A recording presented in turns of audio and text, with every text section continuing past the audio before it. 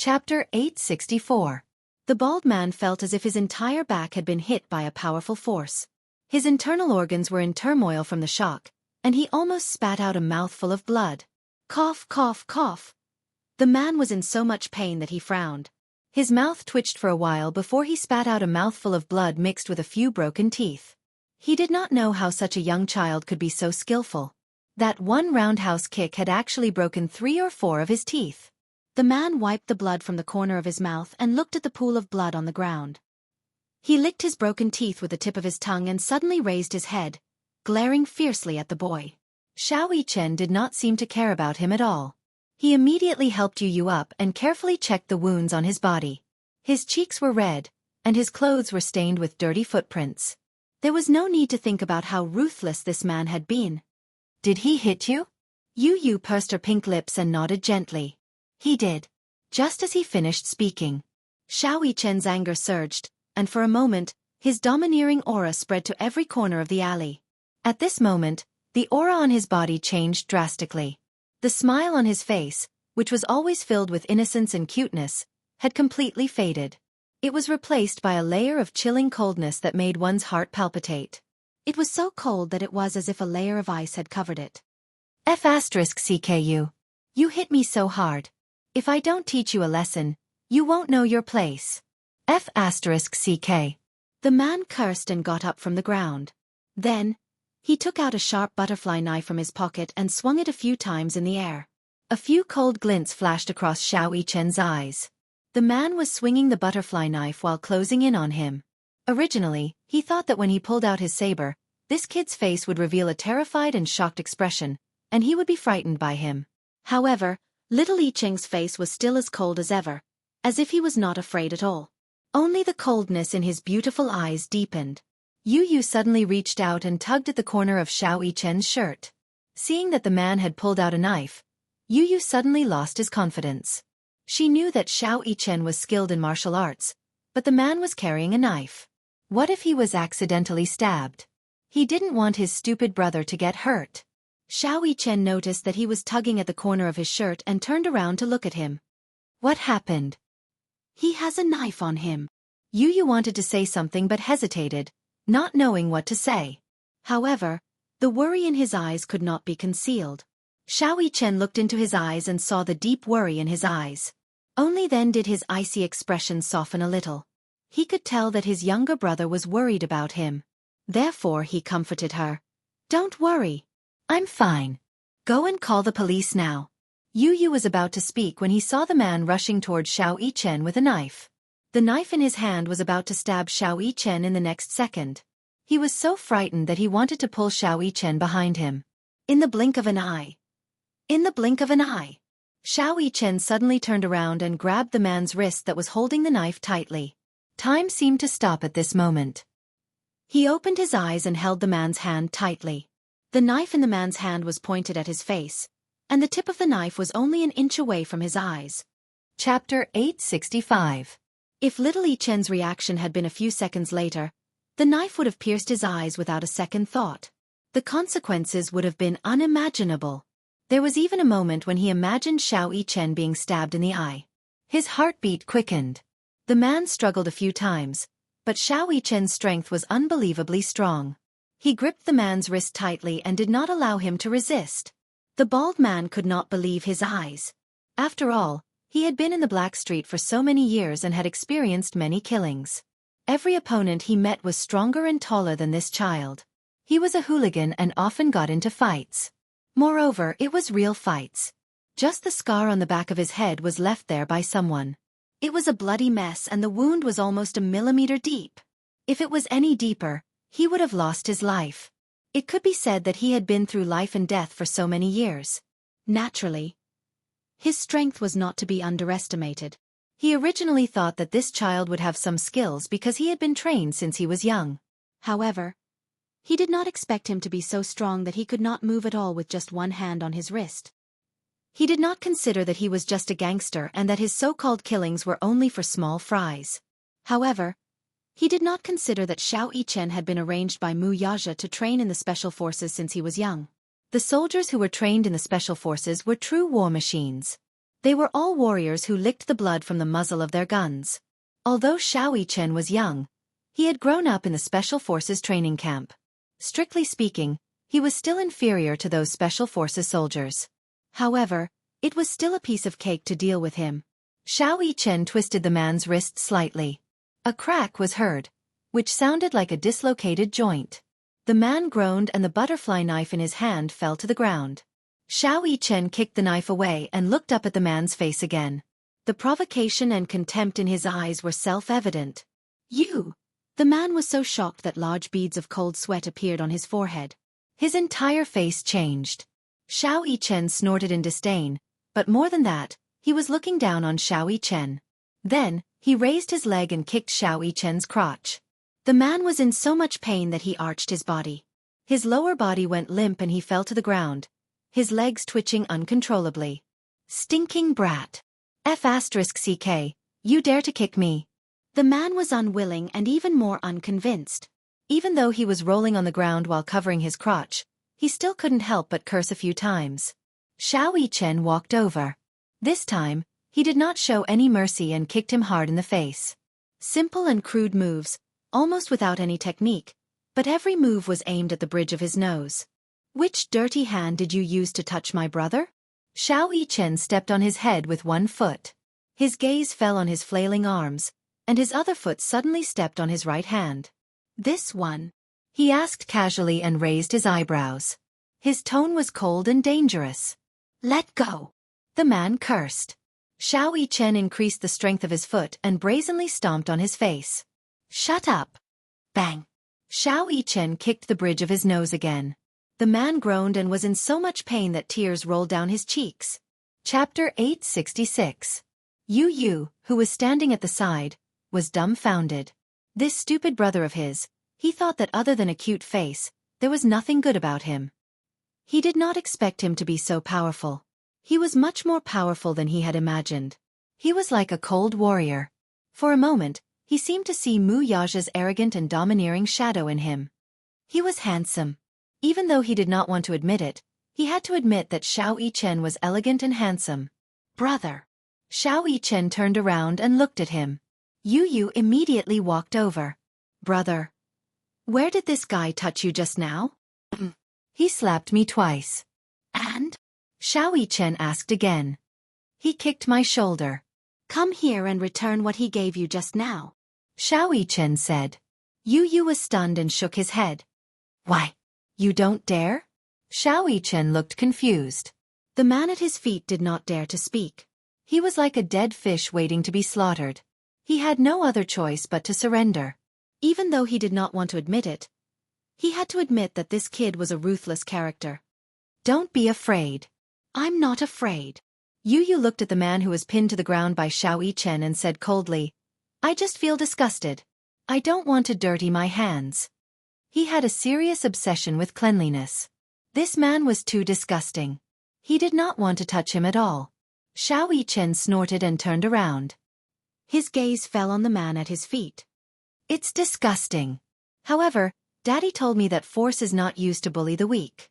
It is used to protect the people you love. Force is used to protect the people you love. It is also used to protect your family." As he thought of this, he stepped on the man's hand and crushed it with his heel. A strange sound was heard and the man's wrist was crushed. The bald man groaned in pain. His eyes were bloodshot as if they had been pierced by needles. Xianxia stepped on his other hand and crushed it hard. With a crack. His other hand was also crippled. "Ah!" The man couldn't hold it in any longer and let out a cry of pain like a pig being slaughtered. The veins on his forehead bulged. He couldn't bear the double pain and immediately begged for mercy. "Please don't." Xianxia ignored his pleas. He grabbed his shirt and pulled him up from the ground. Then, he kicked him like a rubber ball and sent him flying a few meters away. Bang!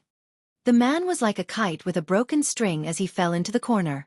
His head was bleeding profusely. "Can't even withstand a single blow." Xianxia harumphed coldly, then turned around with a gentle smile on his face. He gently held Yu's hand and said, "Let's go back." "Okay." Just as the two little lads were about to leave, the man's cold and vicious curses came from behind them. "You two brats. Do you know who I am? How dare you touch me?" Don't let me see you again. Otherwise I'll kill you. Oh. Yu suddenly stopped in his tracks and slowly turned his head around. His voice was cold as he asked, "Who do you work for? Why don't you tell me?" Chapter 867. Haha. Yu's eyes darkened. Silver Wolf Gang? He paused for a moment before a sly smile appeared on his face. Okay, I'll remember that. With that, his lips curled into a cold smirk as he left with little Yi Chen. The man stared at the backs of the two children as they left. For some reason, he felt a bone-chilling fear. Before returning to the hospital, Yu specially went to a children's clothing store to change out of his dirty clothes and buy a new set of clothes. He did not want his mother to see the shoe prints on his clothes and did not want her to worry. He also bought a mask to remove the slap mark on his face. Hence, when the two children returned to the ward, Xianxia was shocked to see Yu wearing a mask. Yu, why are you wearing a mask? Yu's voice was muffled through the mask. There are many viruses in the hospital. My immune system is weak and I'm afraid of being infected. Recently, there were many people who caught colds during the summer. Xianxia understood what was going on. Yu's immune system was especially weak. Since there were many viruses in the hospital, wearing a mask could protect him from being infected. Wuxia had already settled the discharge procedures for her and the family drove home. As soon as they reached home, Yu entered the study and locked the door. Xianxia walked to the door and knocked. He wanted to follow them in, but Yu's voice was heard. I want to read. Don't disturb me. Read. Xianxia's head swelled when he heard the word read. Yu locked himself in the study and took off the mask on his face. His face was still burning. He touched his face gently. Even though Xianxia had taught that man a lesson, the humiliation in his heart could not be erased. Was this the feeling of being humiliated? Yu pursed his lips as a cold glint flashed across his eyes. He sat on the computer chair and leaned back slightly. He took out his phone and dialed Li Hanlin's number. The call went through quickly. President Yun, why are you? Agent Li. Yu was impatient and interrupted his long speech. Li Hanlin immediately said, Go ahead. Silver Wolf Gang? What kind of organization is it? Silver Wolf Gang? Li Hanlin's voice was filled with doubt. I don't know much about it. Check and give me the results as soon as possible. Yu instructed and hung up the phone. Someone gently knocked on the door. The boy looked up. Who is it? It's me. Yu, let me in, Xianxia said weakly. I don't want to be disturbed when I'm reading. Yu caressed his red and swollen face. He did not want anyone to see him in such a sorry state. Let me in, will you? I'm worried about you, Xianxia said carefully. Yu remained silent and turned on his computer. He did not want to talk to him. Little Yi Chen patiently knocked on the door again and again. When he saw that Yu was still unwilling to open the door, he whispered, If you don't open your mouth, I'll tell Mommy that you... Before he could finish his sentence, Yu immediately stood up and walked to the door. He opened it with a look of displeasure. Xianxia was delighted when he saw that he had finally opened the door. Yu glanced at him coldly. Yi Chen, if you dare tell Mommy about what happened today, I'll beat you up. Chapter 868. Xianxia immediately dashed into the study, closed the door, and locked it. His heart ached as he looked at Yi Chen's swollen face. I saw that your face was swollen, so...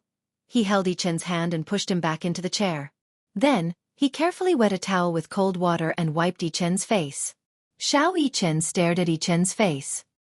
He was very careful with the strength of his hand, afraid that he would accidentally hurt Yi Chen. Yu was stunned. He looked at Xianxia's face up close. His expression was cautious and his movements were very gentle. He was afraid that he would accidentally hurt Yi Chen if he did not control the strength of his hand. Xianxia looked at Yi Chen's swollen face, pouted, and blew on it.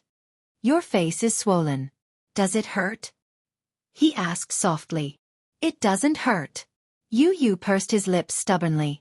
Xianxia increased the strength of his hand, causing Yu to gasp in pain.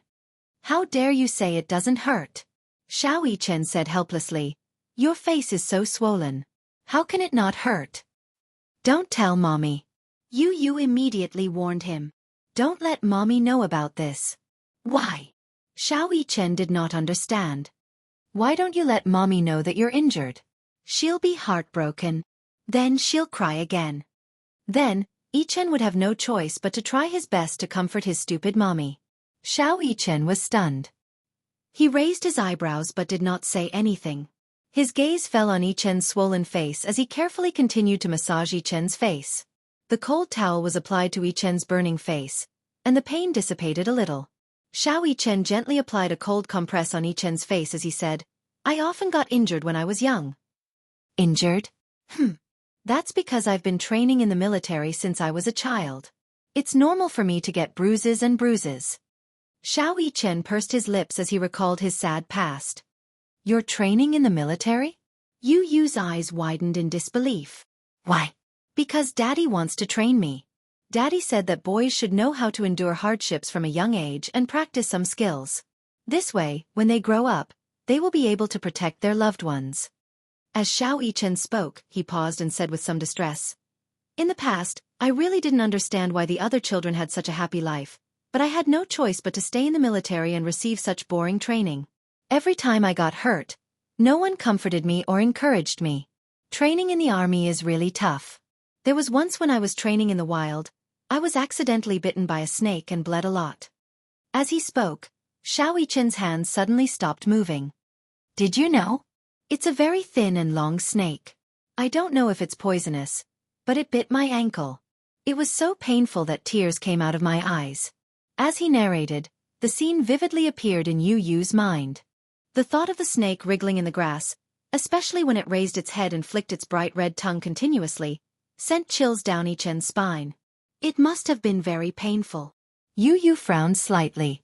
Just imagining that scene was enough to make one fearful. Of course it was very painful. After I was bitten, I used a knife to pry the snake away. I didn't walk far before I fainted. Xiao Yichen pursed his lips. Then when I woke up, I was already in the hospital. I heard from the captain that the snake was poisonous. Fortunately, we found it in time. Otherwise I would have died. Chapter 869.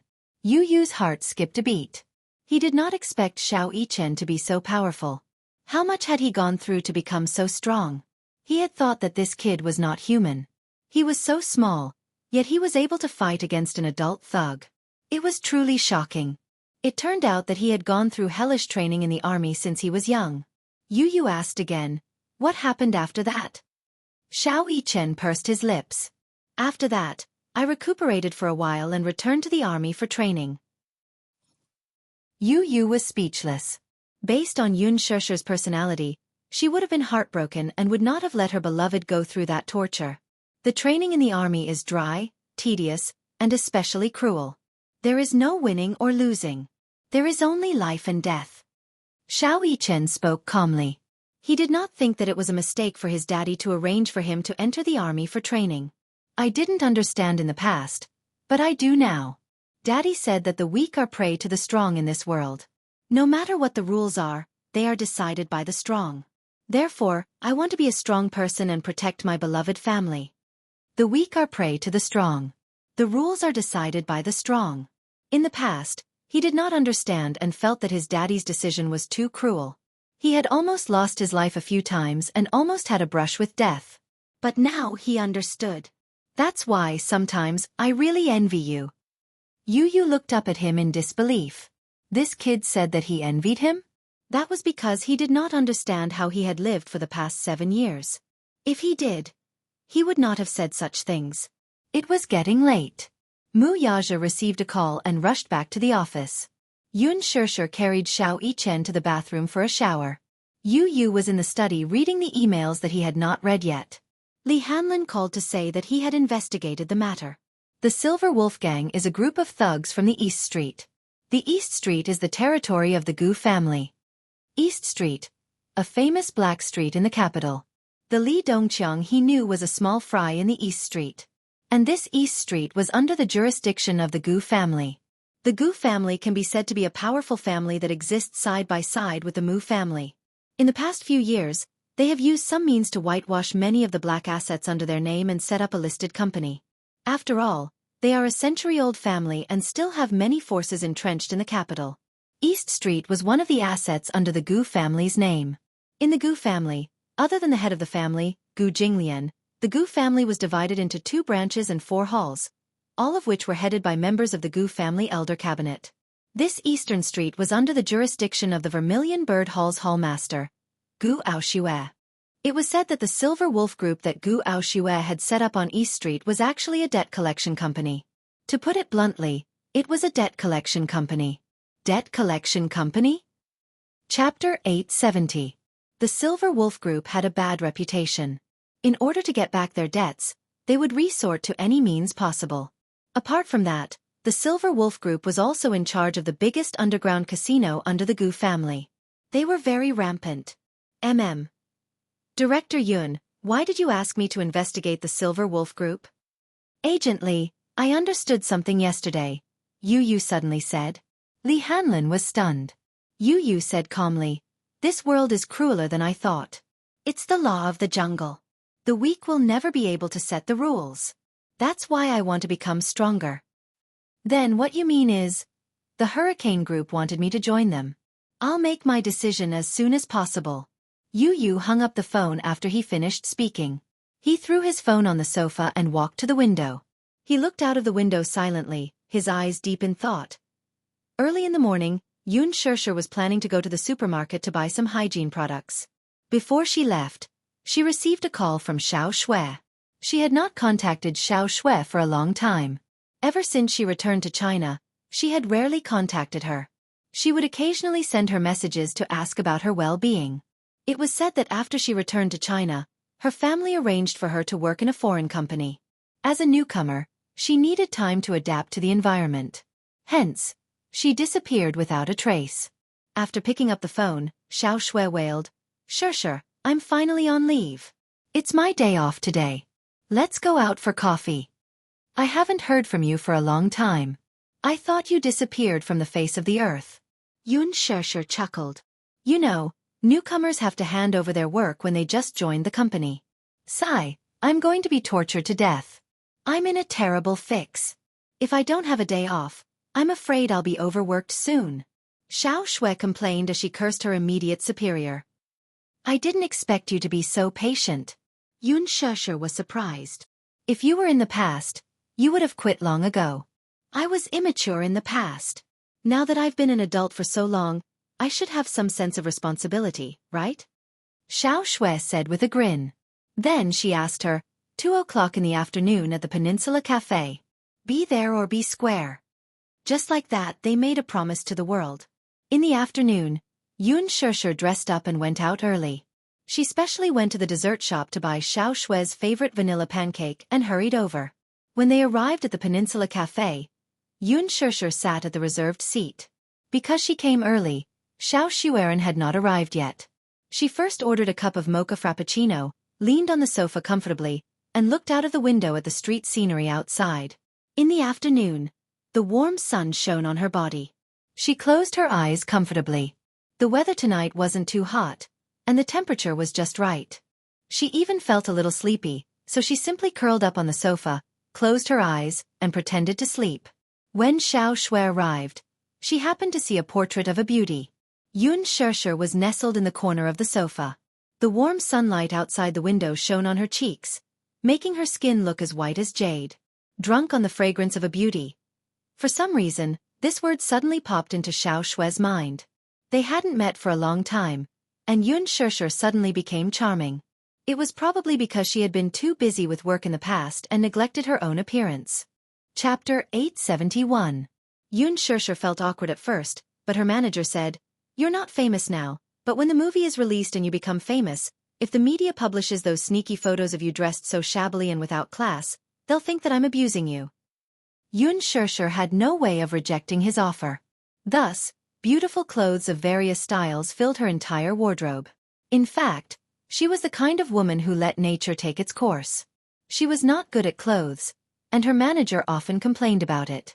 Xiaoxue was gratified.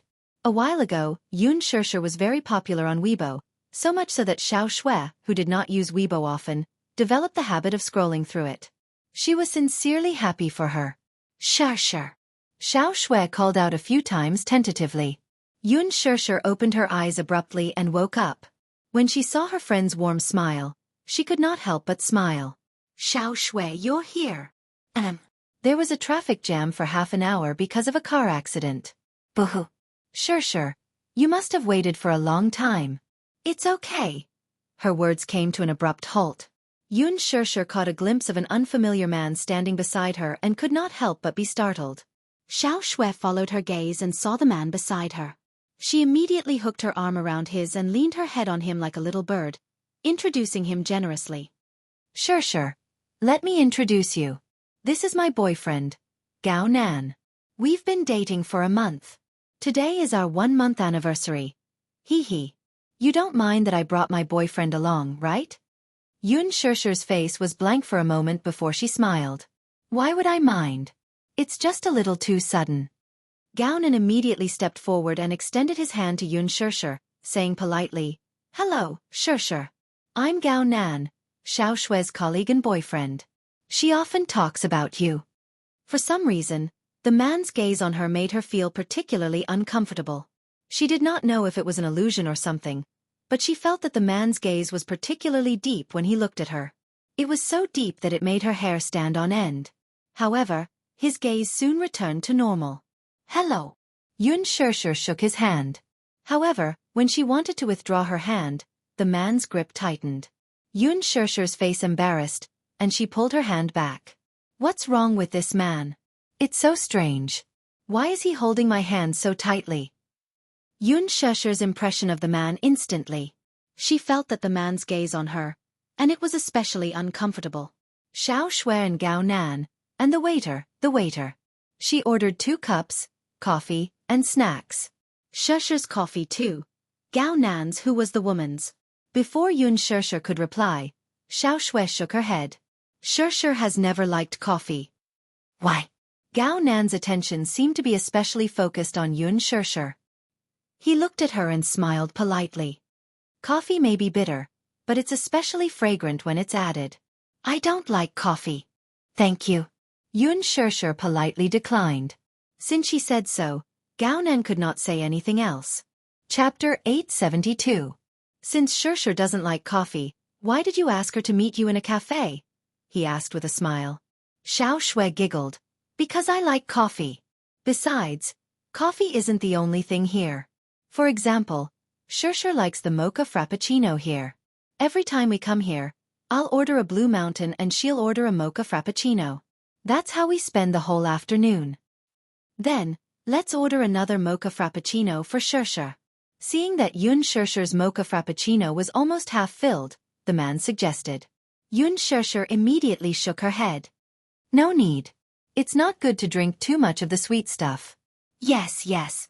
You'll get sick of it if you drink too much. Besides, Xiaxia is a superstar now, so she has to maintain her figure. Only then did he say, Xiaxia, just order whatever you like. Don't be too restrained. She immediately rebuked. Do I need you to tell me that? Xiaxia and I have been in a relationship for so many years. Xiaxia tugged at the corner of her lips, feeling extremely awkward inside. She felt that Gao Nan had been particularly enthusiastic and concerned about her ever since he appeared. Isn't he afraid that Xiaoshui will be jealous when he treats me so gently? Girls don't like it when their partners are too attentive and gentle to other girls.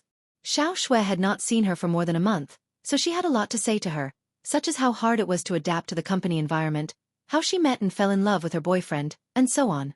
In short, she had a lot to say to Xiaxia. However, before she could say much, Gao Nan suddenly interjected, I heard from Xiaoshui that you're filming in the production team now. His sudden interruption stunned Xiaoshui, but she did not think much of it and just went along with his words. Yes, Xiaxia is filming in the production team of The Green Apple, as the female lead. Moreover, the male lead is played by Xianxia. Xiaxia will definitely shoot to fame when this movie is released. Xiaxia smiled shyly. Xiaoshui, what do you mean by instant fame? You're exaggerating a little too much. That's right. Xiaxia was already famous. She was featured in all the behind-the-scenes videos posted by the crew of The Green Apple. It's obvious that the crew is also trying to support Xiaxia. Xiaoshui was stunned for a moment before she asked curiously, Huh? You're on Weibo too? Didn't you tell me that you don't use Weibo? Gao Nan replied, I just opened my Weibo account. Oh, why didn't you tell me that you opened an account? Let's pay attention to each other. Xiao Shui said, speaking of which, Xianxia, I didn't expect you to have a Weibo account as well. You even followed me first. I'm so excited. What's there to be excited about? He's a superstar. You're a superstar now. Now that I've caught the attention of a superstar, my friends are so envious of me. Xiao Shui suddenly had an idea and said, Xianxia, if only I could catch the attention of Xianxia. Even if it's just for a day, I'll be so happy. You're Xianxia's fan. Xianxia was a little surprised. Yes. I have a collection of his posters at home. I've been following him since his debut. I've been his fan for 10 years, and I have all his albums.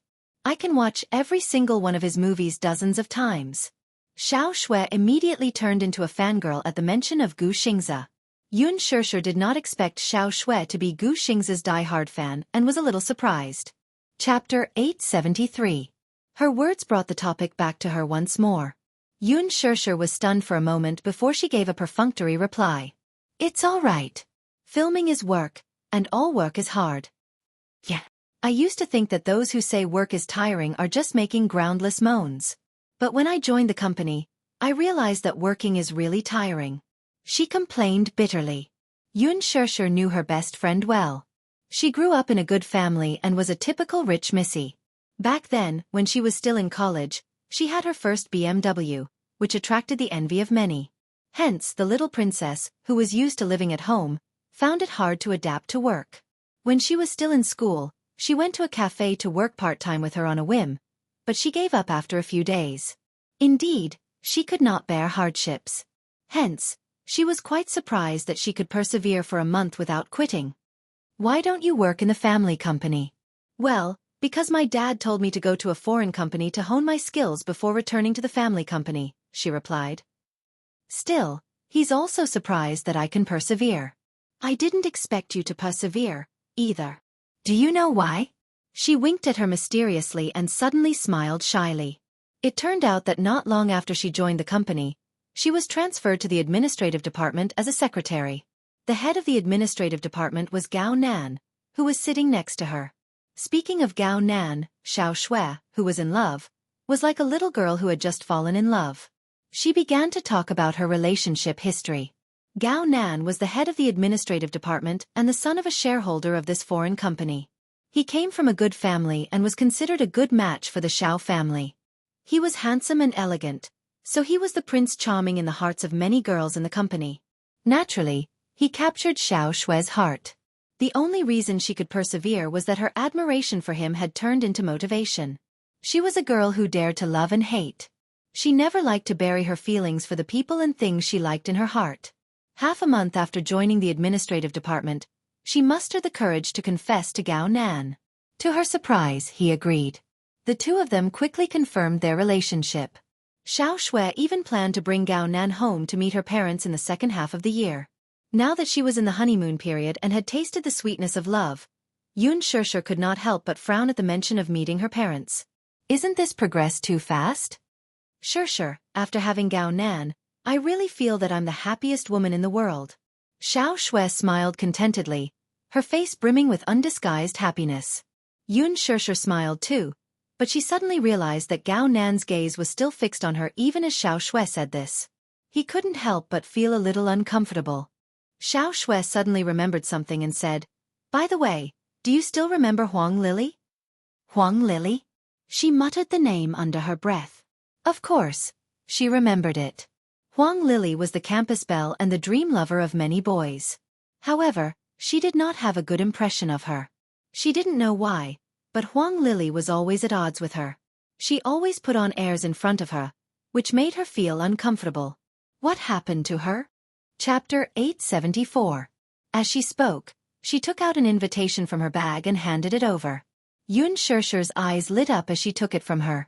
It was an invitation to a class reunion. Yesterday, she informed her classmates in the WeChat group that there's going to be a class reunion. Apparently, it's at Xianxia Private Clubhouse. She couldn't reach you, so she asked me to contact you. Xianxia replied, Yongya Private Clubhouse? I heard that it's very expensive. In her impression, Huang Lily came from an ordinary family. Why would she choose to hold a banquet at a private clubhouse? Xiao Shui smiled contemptuously. Her family is so poor, and she hasn't had a job since graduation. She even posts travel photos on her WeChat moments. How can she afford such an expensive place? She's so vain. I bet she's hooked up with a rich man, so she can't wait to show off to us. Xianxia rested her chin on her hand. Actually, I don't really want to go. I don't want to go, either. If I go, I might have to see some pretentious people showing off their boyfriends, bags, diamond necklaces. It's so boring. Xianxia, however, remained silent. Xiao Shui continued. However, this time, our class monitor said that he's going to emigrate soon. This is his last class reunion before he leaves the country, so he hopes that the whole class can be present. Since he said so, I can't refuse. He's going to emigrate? Xianxia had some impression of this class monitor. His name was Meng Qinghe, and he took good care of her. When is the class reunion? It's tomorrow. Xianxia was stunned. Xia, are you willing to go? Xiao Shui asked tentatively. Xianxia was silent for a while. I don't want to go. Go. Gaonan suddenly said. I'll go with Xiao Shui tomorrow. Xia, you come along too. Xiao Shui did not notice the enthusiasm and anticipation in his words as she continued to play along. Xia, let's go, let's go. You're not the same as before. Who would dare to laugh at you? Besides, I'm here, so don't be afraid. Whoever dares to bully you, I won't let them off. Gaonan followed suit. Xia, let's go together. Isn't this guy a little too enthusiastic? Xianxia felt extremely awkward. She felt that Gao Nan was paying too much attention to her. With that thought, she felt a little uncomfortable, so she slowly stood up and said, I'll go to the bathroom first. Yes. All right. Xiao Shui nodded with a smile and lowered her head to take a sip of coffee. She walked to the washroom and washed her hands clean of the sweet and greasy stains. When I was drinking mocha just now, I accidentally spilled some on my hand. When she came out after washing her hands, she was shocked by the man who appeared at the door like a ghost. She saw Gaonan standing at the door with his back against the wall. She didn't know how long he had been standing there. Dressed in a shirt and black pants, he looked like a handsome and elegant business elite. However, when she calmed down and met his deep eyes, she couldn't help but be startled. She retreated slightly to keep a distance from him. Why are you here? Xianxia forced a smile. Gao Nan, on the other hand, did not say a word as he quietly sized her up. Xianxia. What a nice name. What's more, as her name suggests, she's very good-looking. His sudden remark was baffling to the others. Chapter 875. He was clearly here to accompany his girlfriend, yet he kept bringing her into the conversation, which made her feel rather displeased. During the banquet, he kept trying to strike up a conversation with her, but in fact, Xianxia was unwilling to have too much to do with him. After all, he was her boyfriend. Moreover, given her character, she had never liked to get too close to strangers of the opposite sex. Perhaps it was because of what happened in college that she always kept a distance from the opposite sex and tried her best to avoid being gossiped about. Noticing the faint displeasure on her face, Gaonan merely smiled. It was not that he did not notice that she was avoiding him. Is she pretending to be virtuous? Thinking about it, it was nothing much. After all, she was a woman from the entertainment industry. With Xianxia's looks, she could definitely make a name for herself in the industry. As such, as a big star, it was understandable for her to put on airs to not appear too cheap. Initially, Xiao Shui said that she was meeting a friend and wanted him to accompany her, but Gao Nan refused at first. That was because he felt that it was meaningless. However, when she said that this friend was her best friend, she wanted to formally introduce him to her. Gao Nan, do you know Xianxia? She's my best friend. You're my boyfriend, so I want to formally introduce you to her. When she said that, Gao Nan asked if she was Xianxia, the newcomer who had been in the limelight recently. She said that she was. That was why he was willing to accompany her here. It was all because he wanted to see how the legendary and otherworldly Xianxia looked like in real life. However, when he followed Xiao Shui into the cafe, he caught sight of Xianxia nestled on the sofa, dozing off. The moment he saw her face, it was not an exaggeration to say that he was taken aback. Stunning. He did not expect Xianxia to be prettier in real life than in the photos exposed on Weibo. For a moment, he could not help but be tempted. Gao Nan smiled, but this smile was different from the polite one he showed to Xiao Shui earlier. Xianxia saw the strange smile on his face and felt her scalp go numb for a moment. She forced a smile and said, "I'll go back to my seat first. Xiao Shui is still waiting for me." Just as she was about to leave, her arm was grabbed by Gao Nan. The man grabbed her arm and pulled her toward him. Startled, she lifted her head to look at the man's smile, only to find it a little strange and unfathomable. He was about 1.8 meters tall, so when she stood in front of him, she was just below his shoulders. He pulled her back, but Xianxia didn't like his touch. She frowned. "You. With your looks, your net worth must be very high, right?" Gao Nan's sudden question came out of nowhere. Xianxia was taken aback by his words and did not understand what he meant for a moment. Gao Nan continued. "I heard that any woman who can make a name for herself in showbiz has a sugar daddy behind her. You've just debuted, yet you're already famous. You should have a sugar daddy behind you, right?"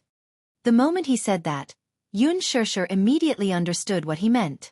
Her face turned sullen and angry. "Are you angry from embarrassment?" Chapter 876. What do you know? Xianxia could tell what kind of person he was.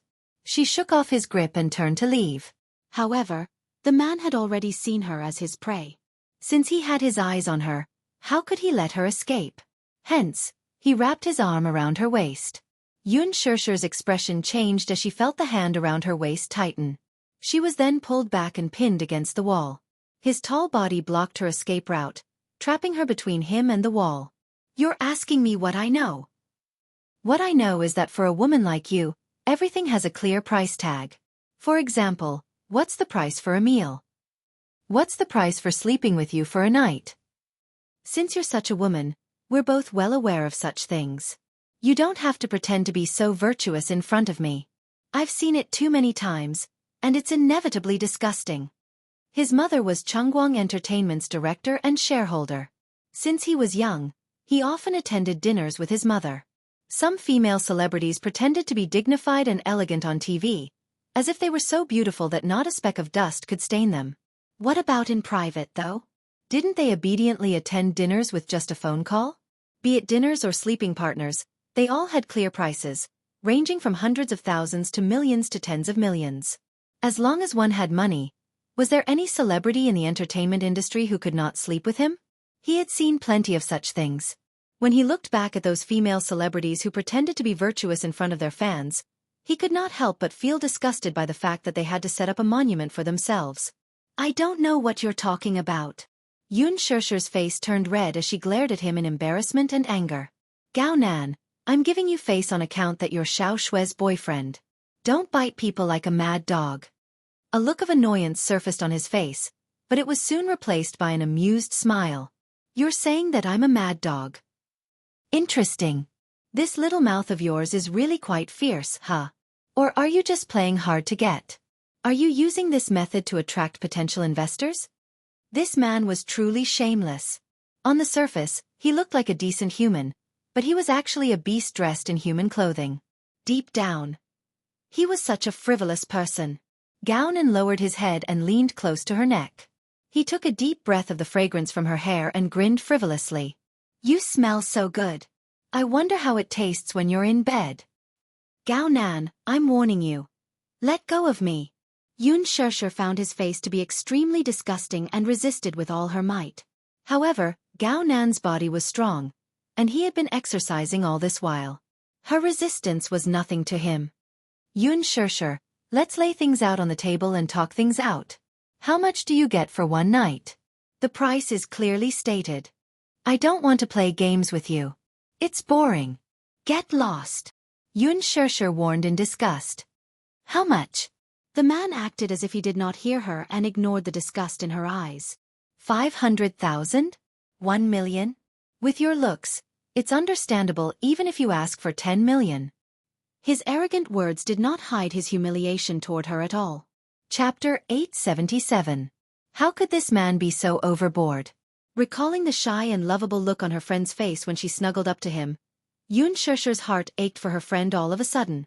She was so angry that she was rendered speechless, and her face was full of anger. However, the more angry she was, the more Gao Nan was distracted.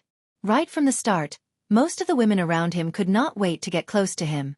However, even if she was playing hard to get, she was still playing tricks with him. Still, he had to admit that he had developed a strong interest in her. Lowering his head, Gao Nan scrupulously admired the angry look on her face.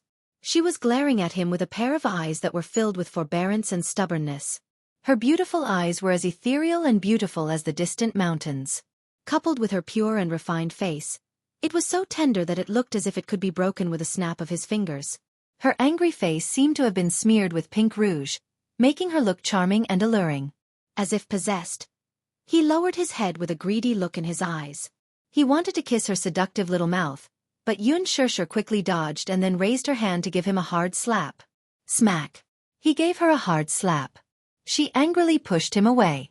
She felt that she was degrading herself by being looked at by this man for an extra second. I've never seen such a shameless man like you. Xianxia angrily gritted her teeth. If she didn't control herself, her whole body would probably tremble in anger.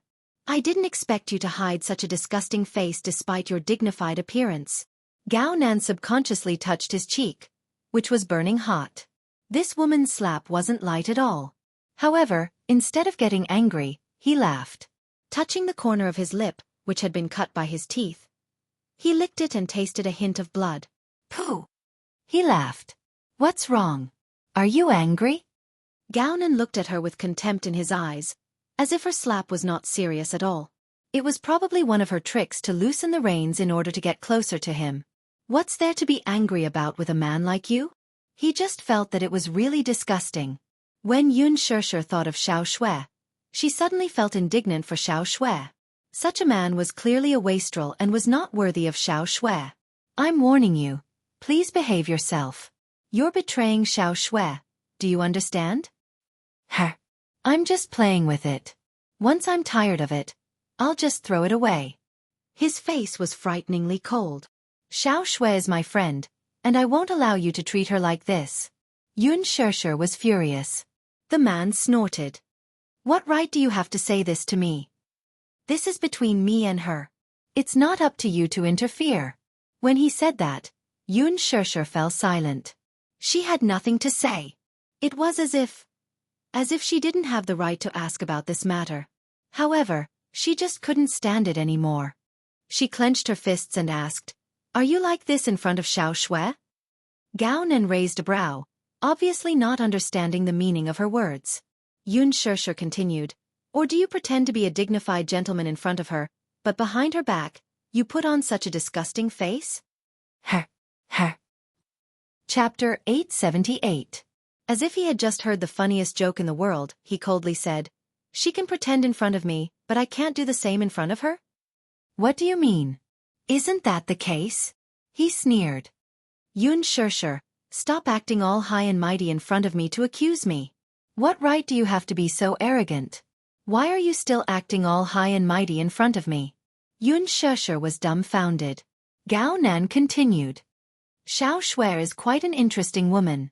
We've been in a relationship for so long, but she only lets me hold hands and kiss. She won't let me touch anything else. I say we're already adults, so why is she still acting like this? Just who was she pretending to be pure and innocent like a white lotus for? What era is it now? Why is she still so conservative and chaste? Does she really think of herself as Du Shenyang? Is she so precious that I can't even touch her? Is she made of gold? Xianxia was stunned for a moment. When she realized what kind of vicious words the man had used to criticize her friend, she trembled in anger. Xianxia, you know what kind of society we are in now, right? Aside from kissing and holding hands, how can we still be considered a couple? Or has she never treated me as a boyfriend? If it weren't for her family's wealth, I would have dumped her long ago. After a pause, he continued. To tell you the truth, if it weren't for the fact that we're well matched in terms of social status, I wouldn't have agreed to date her. Other than her family's background and her looks, what else is attractive about her? Shameless! Xianxia was so angry that she could not speak. Shameless? He took a step closer to her and looked down at her condescendingly. His tone was both sarcastic and mocking. To me, a woman only has two functions. The first type was a woman of equal social status. If he married her, he would be able to expand his family's territory. The other is to satisfy a woman like you, who is just a tool to satisfy her biological needs. Xianxia's bottom line was immediately crossed. She raised her hand, but Gao Nan held it firmly. He grabbed her chin and sneered. Xianxia, don't refuse a toast only to be forced to drink a forfeit. I'm buying you because I think highly of you. You must know that not just any woman can climb into my bed. I have to like her first. I like a woman who knows how to appreciate favors. Xianxia's face turned ghastly pale. She was so angry that she laughed and enunciated each word clearly. Gao Nan, you're not even worthy of my attention. What? Honestly, a man like you is no different from a worm in a stinky ditch. She paused for a moment before her words escaped from her red lips. It's dirty, disgusting, and disgusting.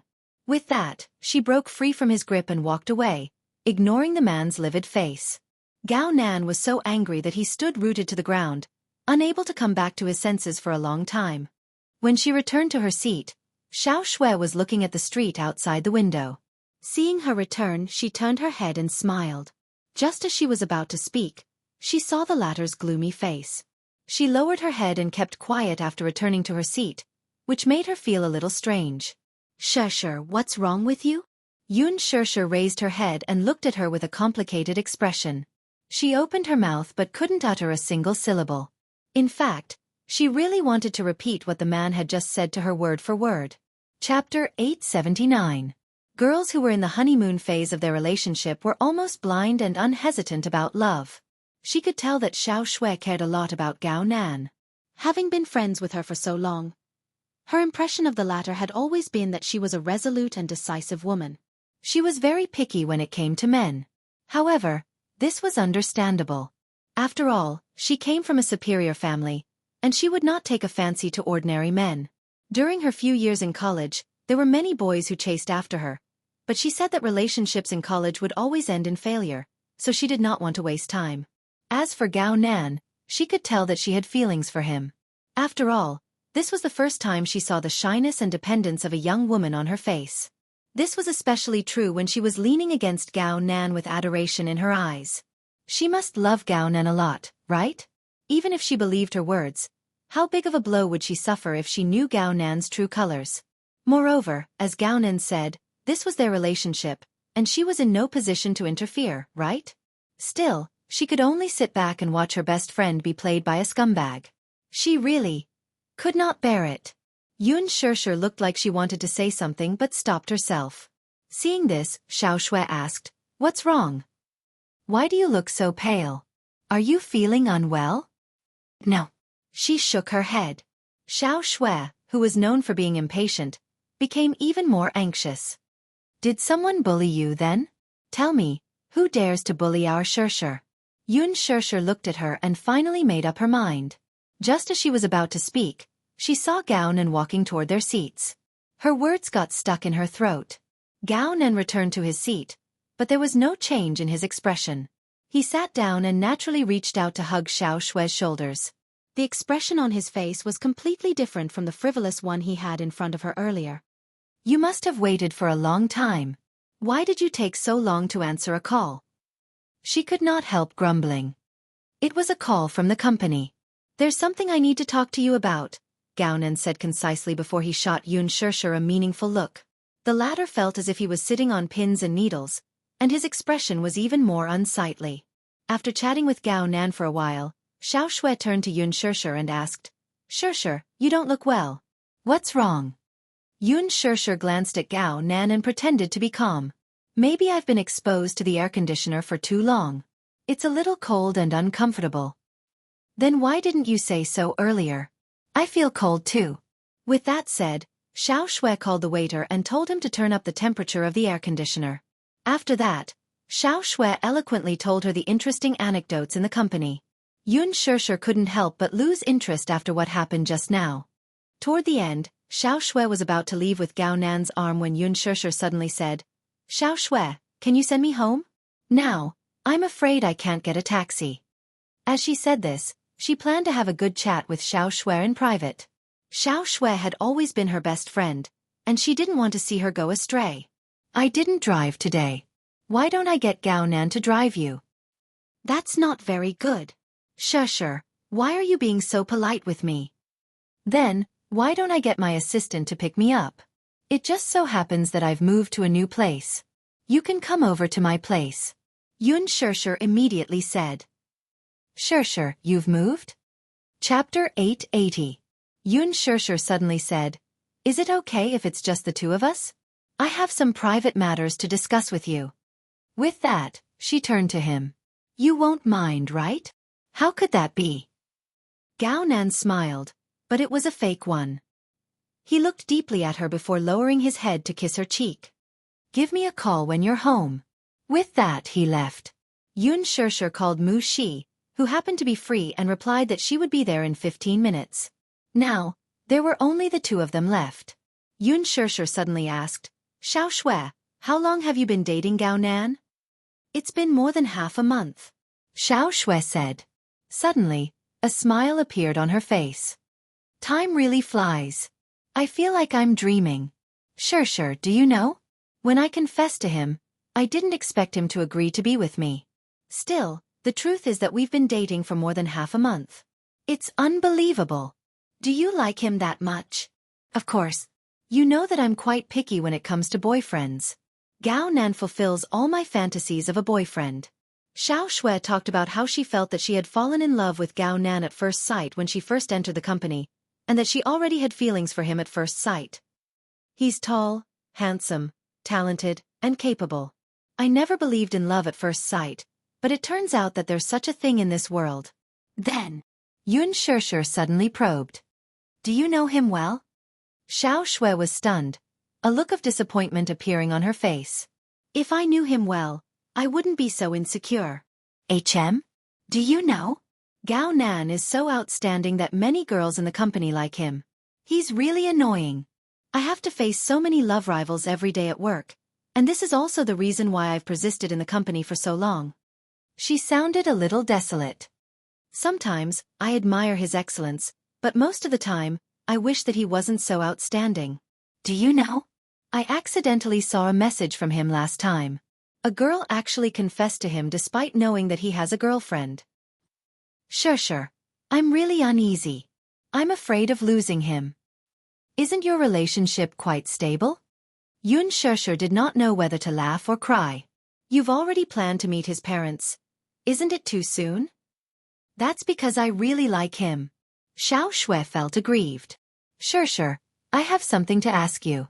Do you think that two people who love each other give everything to each other without holding anything back? I mean, in that aspect. Xiao Shui, her face blushing. He said that he wants me. Yunshishir was stunned for a moment before quickly understanding the meaning behind her words. Xiao Shui, I remember you said before that you're against premarital sex. When they were in university, Xiao Shui vowed that she would save her virginity for her wedding night.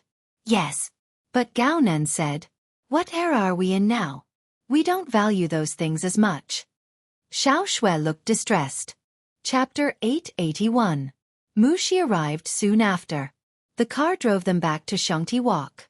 When Xiao Shui saw the garden bungalow, her face was full of surprise. Wow! It's a garden bungalow. Gosh, there are only 2 garden bungalows in Xianghu Walk. Shishir, is this your new home? Yes, it is. She was in disbelief. I heard that this garden bungalow isn't for sale. What? Xiao Shui said, when my brother got married, he took a fancy to this garden bungalow and planned to buy it for his wedding home. It's not expensive, but I heard that this is a project reserved by the real estate company and not for sale to the public. This garden bungalow occupies almost all of the prime real estate in Xianghu Walk. Shishir, how much did you buy for this house? About tens of millions? Yunshishir was a little confused. To be honest, this house was given to her by Mu Yaja, and her name was registered on the property deed. The entire Xianghu Walk was under the Mu Group's name, so it was only a matter of time before Mu Yaja gave her this house. My brother offered 100 million yuan, but he didn't get it. Xiao Shue's face was filled with envy and regret. Xianxia could not help but be a little absent-minded. Thus, she brought her to visit the bungalow. Xiao Shui especially liked the back garden. Girls liked romance, so the back garden was full of Chinese roses. Sure, you still like Chinese roses that much? Yes. That's because my mother loved Chinese roses the most when she was alive, Sure answered. I like roses. If I have such a back garden, I'll definitely plant them all. It'll be beautiful. Xiao Shui twirled in the flowers with a bright smile. Yu returned home after shopping for groceries and heard the sound of frolicking in the garden. He walked in and saw Xianxia and Xiao Shui swinging gently on the swing. Mommy. Auntie Xiao Shui. Yu called out obediently. As soon as Xiao Shui saw him, she was immediately struck by his adorable look. She rushed over and pulled him into her arms. Yu, Auntie misses you so much. Do you miss Auntie? I don't want to. I've almost forgotten who you are. Despite her thoughts, Yu still had an innocent smile on her face. Yes. Ow. So cute. My heart is about to melt because of you. Xiao Shui refused to let go of him. I want to have a cute little boy like Yu with Gao Nan in the future. Xianxia could not help but laugh. Yu slipped out of her arms and smiled elegantly. Auntie, take your time. I'm going to make dinner. Yu can cook. Xiao Shui was dumbfounded. She couldn't believe it. However, when it came to dinner, when she sat in front of the table and looked at the sumptuous dishes on the table, her eyes almost popped out of their sockets. Yu was obedient and cute, and he even did the housework. She thought of her cousin. He was the same age as Yu, but he didn't know anything other than eating, drinking, and having fun. There was no comparison. Comparisons were odious. Xiao Shui was envious and jealous. She kept praising Xianxia for being lucky. Xianxia was tickled by her envious, jealous, and hateful expression. Don't worry. You can have one in the future. Sure, why don't you let Yu acknowledge me as his godmother? Xiao Shui bit her handkerchief with tears in her eyes. Chapter 882. She purposely teased him. Yu, why don't you want me to be your aunt? No. Yu smiled obediently. I only have one daddy and one mommy. Xiao Shui was amused by his serious look. All right. I won't tease you anymore. After dinner, Xiao Shui left. Xianxia thought of something and gave her manager a call. Jianghu, are you busy? Yes. His voice sounded muffled as if he had just woken up. Tell me what's the matter. It's like this. Xianxia pondered for a moment. Do you know anything about Chengguang Entertainment? Chengguang Entertainment. The manager was silent for a moment before humming in response. What's wrong with Chengguang Entertainment? Xianxia remembered that Xiao Shui had mentioned that Gao Nan's mother was the director of Chengguang Entertainment called Gao Shi something. Gao Sisi. Jianghu gave a brief introduction. It turned out that Chengguang Entertainment was the second biggest star-making dream factory in China after Huanyu Entertainment. The director of Chengguang Entertainment, Gao Sisi, had an extraordinary background. She held a high position in the entertainment industry and had a wide network. The reason why Gao Sisi's background was extraordinary was because Gao Sisi's father was a powerful figure. The Gao family was unlike the Song family. The Song family was a century-old scholarly family, and Old Master Song was one of the founding fathers of the country. Gao Sisi's father, on the other hand, was a big shot in the Gao family. It was said that he was an important figure on par with Old Master Song, and was one of the 8 founding generals of the country. Therefore, Gao Sisi was a typical second-generation heir. Gao Nan's father, Li Muzhang, was a live-in son-in-law. The reason why he had the status he had today was mainly because of the Gao family's power. Therefore, he was very afraid of Gao Sisi, and even his son, Gao Nan, took the latter's surname. This was because he had no status in the Gao family. Everything he had now was nothing without the Gao family. Gao Sisi doted on her son very much, which resulted in the latter's willful character.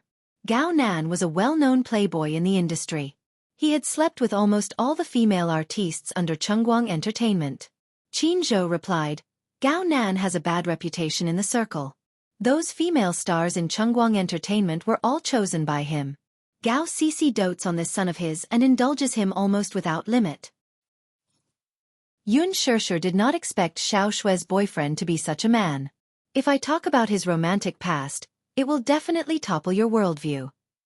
Gao Nan's character was unpredictable, and he was short-lived when it came to women. One day, he would speak sweet nothings to you, but the next day, he would toss you far away in the blink of an eye when he had a new lover. In this circle, there was no woman he couldn't get his hands on. If the woman resisted him in the slightest, he would resort to underhanded means to force her. Do you know Lin Yun? Well, wasn't it very popular a while ago? She was kept by Gao Nan for a year, and he promised her that he would use all his resources to support her.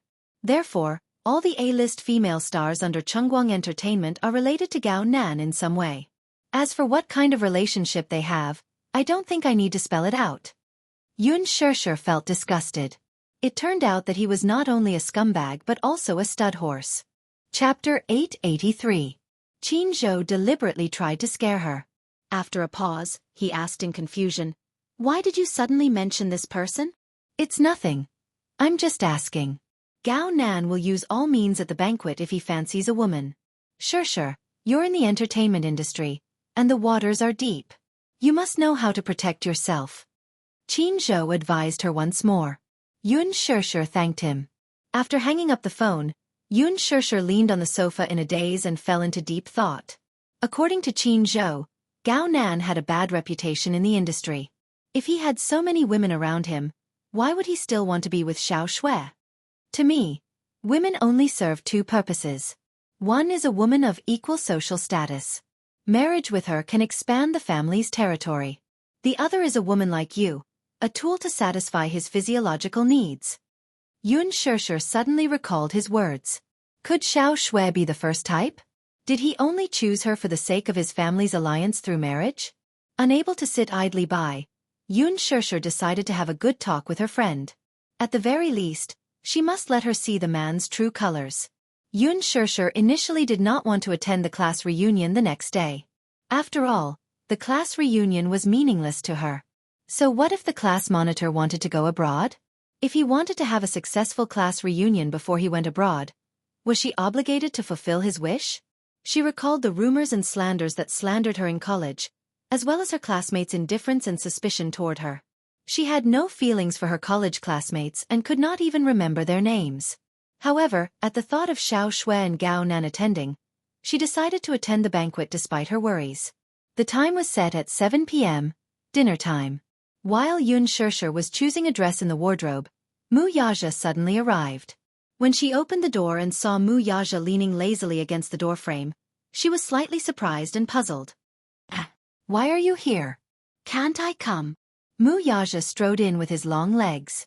Seeing that she had put on makeup for the first time, he was extremely sensitive and sized her up. "Are you going out?" "Yes." "Where to?" "Date," Yun Shishir said subconsciously. Mu Yaja's expression immediately changed. Yun Shishir immediately corrected herself. "It's a class reunion." "Class reunion?" Mu Yaja was obviously suspicious. "According to your character, you wouldn't attend such a boring gathering." Yun Shishir was embarrassed. Did this man know her personality so well? "Because, I'll go with you," Mu Yaja said, not allowing her to refuse. Yun Shishir's lips twitched. "Where are you going?" "To accompany you." Mu Yaja's words were concise and comprehensive. In fact, he didn't want anything to take up her time. It was rare for him to be free, but in the end, she wanted to go to some so-called class reunion? If he had to go, then he would go. But such an occasion will be very boring. Aren't you afraid of being bored? Mu Yaja curled his lips and reached out to lift a strand of hair that had fallen over her shoulder, sniffing it. "With you around, I won't feel bored anywhere." "Okay." It didn't matter if he went. Since Gao Nan was going with Xiao Shui, it didn't matter if she followed. "But if you go, there's only one condition." "What condition?" "Keep a low profile." Mu Yaja raised his handsome brows. "How so?" Yun Shishir fell silent. Chapter 884. She was only going because of Xiao Shui and did not want to pay attention to other unimportant people. Okay, I'll listen to you, Mu Yaja said. Yun Shishir was satisfied. She was actually quite perturbed. After all, she did not have a good impression of those classmates. She only hoped that she could pretend to be invisible when she went there. It would be best if she was ignored and left after having a meal. Her main purpose was to keep an eye on Gao Nan. It would be best if she could find an opportunity to let Xiao Shui see the man's true colors. Yun Shishir returned to her room to choose a dress. However, the clothes in her wardrobe were all selected by Qin Zhou, which were too eye-catching. In order to keep a low profile, she specially chose a snow-white dress and a denim vest. After changing, she walked out of the bedroom and walked up to Mu Yaja. She tugged at the hem of her dress unnaturally. Look, is this dress okay? It's so plain? Mu Yaja frowned, obviously dissatisfied. It's too plain. It doesn't look good. It's not a fashion banquet. It's just an ordinary class reunion. There's no need to be so picky about what to wear. Simple is fine. Yun Shishir thought so. Mu Yaja disagreed.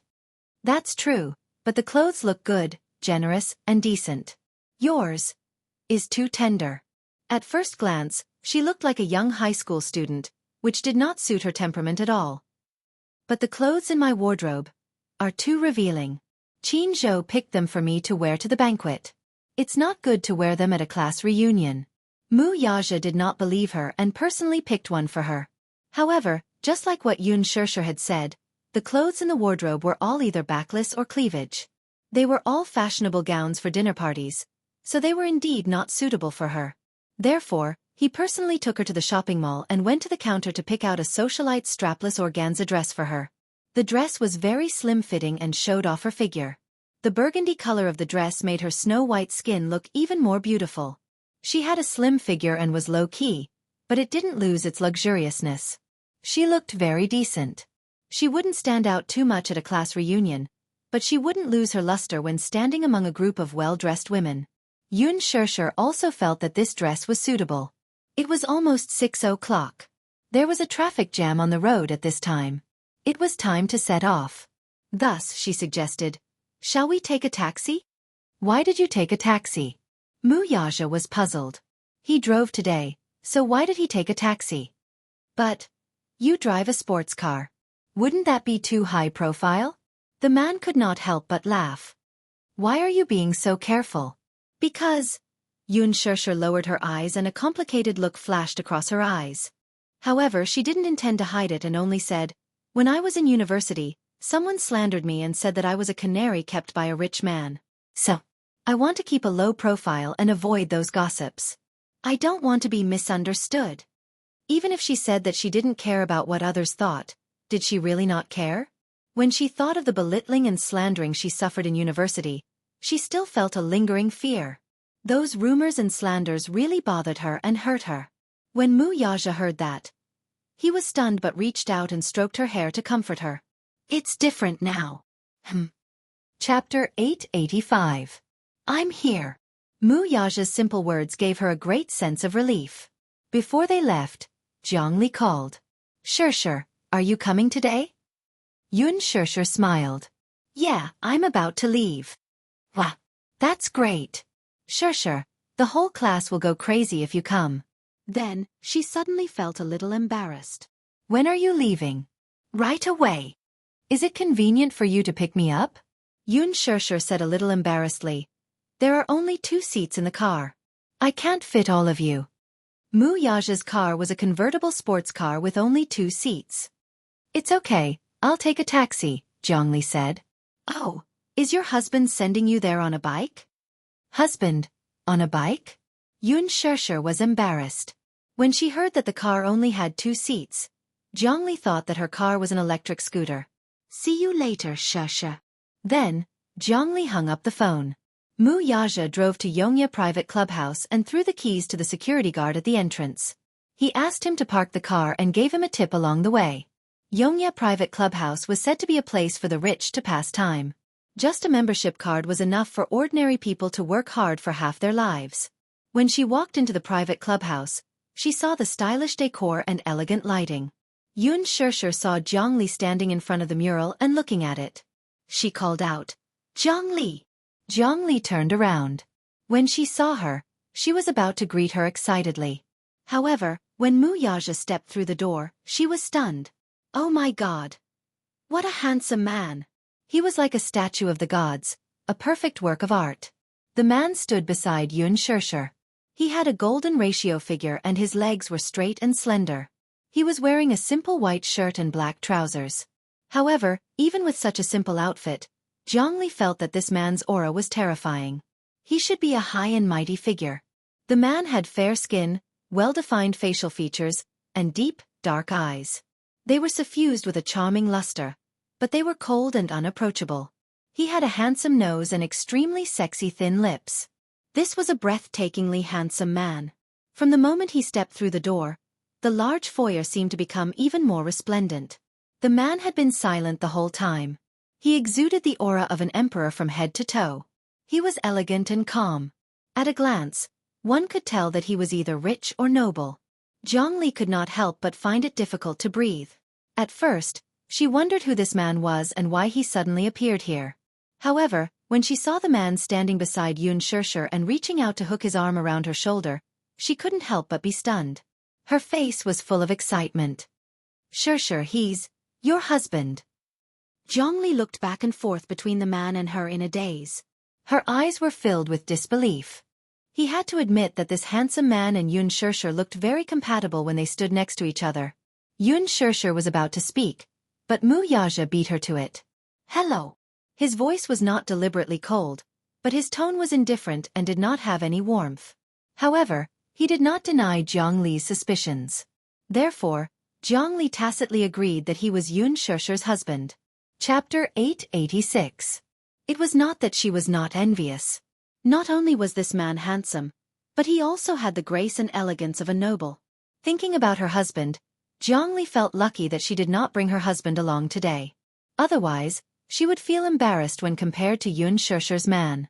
Everyone had a sense of vanity, and so did Jianghu. Seeing that Xianxia could find such an outstanding and handsome man, Jianghu was naturally envious. Xianxia asked, "Jianghu, are you the only one here?" "No, I just arrived too. Lily has already sent the private room number to the WeChat group.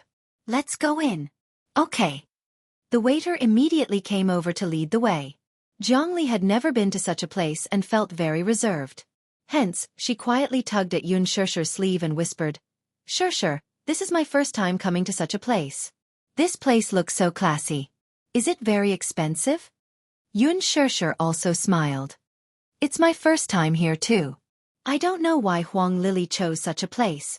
It makes me feel quite reserved and uncomfortable," Jianghu said sincerely. The waiter walked in front. When he heard Jianghu's words, a look of disdain appeared on his face. One look at the way this person spoke and one could tell that he was a commoner. This was a private clubhouse with a membership system. One could not spend money here just because they had money. The prerequisite was that one had to have status to be able to enter and become a member here. The waiter brought them to the private room and pushed the door open. Jianghu had just stepped in when she was shocked by the scene that entered her eyes. She had thought that it was just a small private room. She did not expect this private room to be more than 300 square meters in size. After entering, there was a huge living room. After passing through a long corridor, there was a billiard room, a chess room, a dining room. The entire private room was extremely luxurious. It was carved with jade, and it was a gorgeous palace pavilion. The room was equipped with the most luxurious fabrics, furniture, and facilities. With the rich and lively colors, the unrestrained and grand layout, and the beautiful lines that were close to nature, it appeared luxurious, comfortable and noble. Jianghu did not dare to show her surprise on her face. She could only admire it in her heart, but she could not help but be shocked. This was the first time she had stepped into such a luxurious place. In the living room, almost all the students in the class had arrived. Xianxia held Wuxia's arm and stepped in. However, as soon as Wuxia stepped into the living room, endless exclamations could be heard. "My God! Who is this man? So handsome! Who is this man? So handsome! So handsome, so handsome! His eyes are so attractive, deep and handsome. Oh my God! Is this male god a celebrity? I've never seen a more handsome celebrity than him. This man is even more handsome than Gu Xingzi. He and Yun Shirshir are standing together. They look so intimate. Could it be? A group of students immediately gathered around and greeted Yun Shirshir. Shirshir, you're here. Do you still remember my name? Shirshir, how many years has it been since we last saw each other? I've been looking forward to seeing you at the class reunion. I didn't expect you to really come today. A group of people greeted her all at once. Yun Shirshir forced a smile and exchanged pleasantries. However, it was inevitable that she was overwhelmed and felt a little awkward for a moment. After a short exchange of pleasantries, someone quickly changed the topic from her. Chapter 887. The group of people stared straight at Mu Yaja, obviously waiting for Yun Shirshir to introduce him. Yun Shirshir and Mu Yaja looked at each other, not knowing how to introduce him. Boyfriend? Husband? But they hadn't gotten their marriage certificate yet. Mu Yaja was also waiting for her, wanting to see how she would introduce him. Just as Yun Shirshir was feeling troubled, Huang Lili walked over, swaying her body. She had put a lot of effort into dressing up today, with her wavy hair and exquisite makeup on her face. When she was in school, Huang Lili was known far and wide as the campus belle. The reason why she was known far and wide was because there were many university branches in that area, and several schools were close to each other. Therefore, Huang Lili's reputation was well known even in other universities. Her facial features were gorgeous to begin with. Now that she had exquisite makeup on her face, purple eyeshadow, red and tender lips, and was wearing a long bohemian dress, she looked noble and outstanding. She walked slowly in front of Yun Shirshir.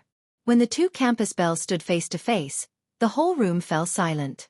It had been 2 to 3 years since they graduated, but Huang Lili had changed a lot.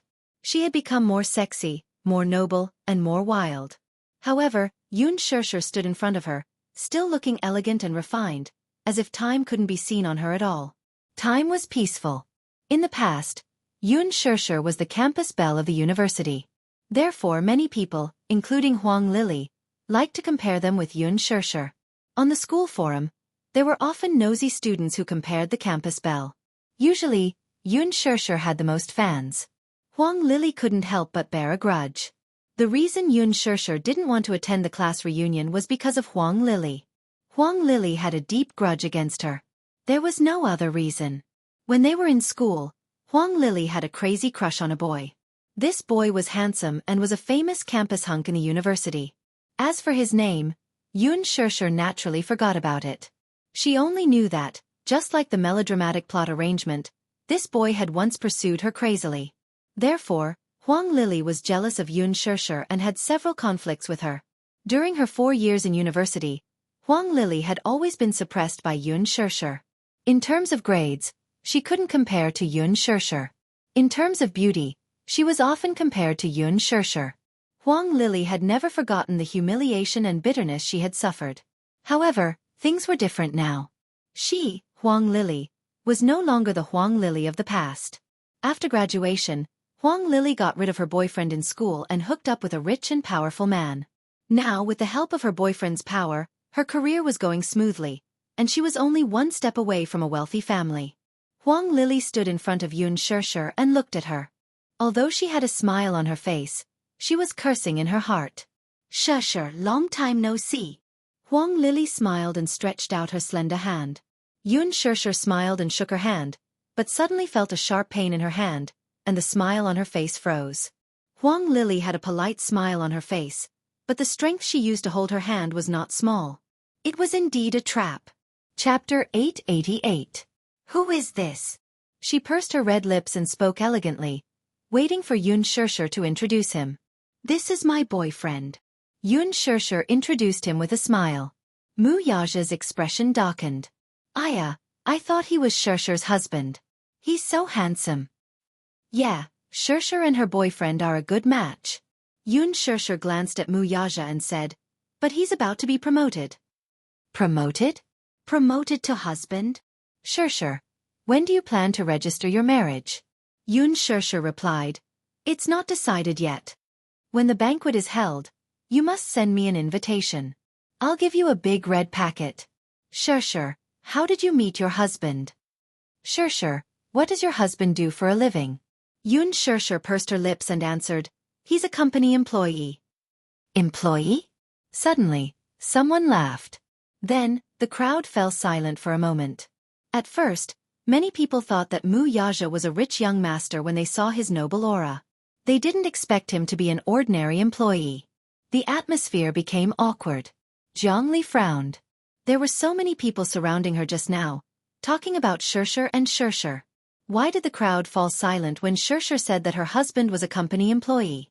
That was too snobbish. So what if he was a company employee? Huang Lili seemed to want to smooth things over. However, the moment she opened her mouth, the atmosphere became even more awkward. My boyfriend started as a company employee. He's a manager now. As soon as she finished speaking, someone laughed and said, "Lily, how can you compare? Your boyfriend is a rich second-generation heir. That company is your boyfriend's family business. It's different." Yeah. Lily, I'm so envious of you. If you get married to your boyfriend, then you'll be a phoenix and a young mistress of a wealthy family. Huang Lili pursed her lips into a smile and pretended to be shy. Don't make fun of me.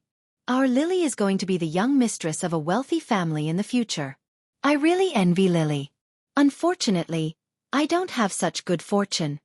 For a moment, everyone gathered around Huang Lili, trying their best to flatter her. On the surface, Huang Lili looked decent and generous, but inside, she was already bursting with joy. For a moment, the limelight actually overshadowed Xianxia. This was the first time. There was no need to mention how pleased he was. Lily, where's your boyfriend? He's still in the company. He'll probably arrive a little later. Huang Lili smiled apologetically. Everyone, go ahead and play. There's no need to wait for him. How can that be? It's all right. Let's wait a little longer.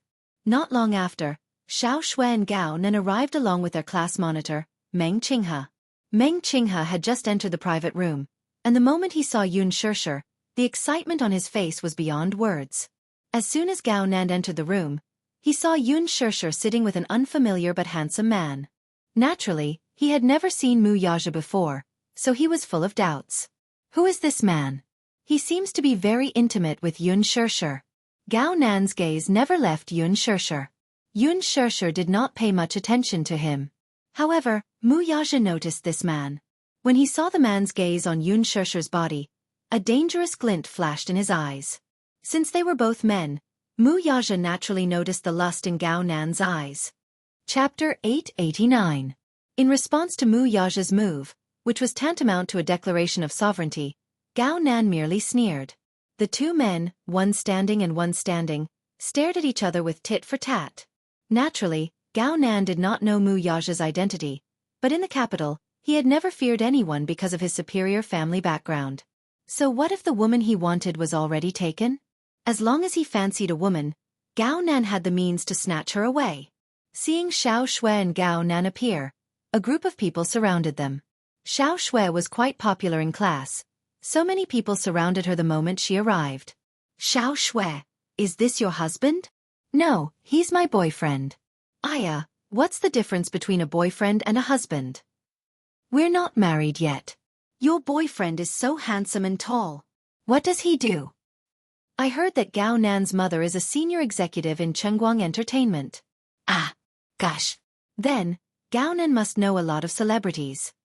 Gao Nan chuckled. Hee hee. It's all right.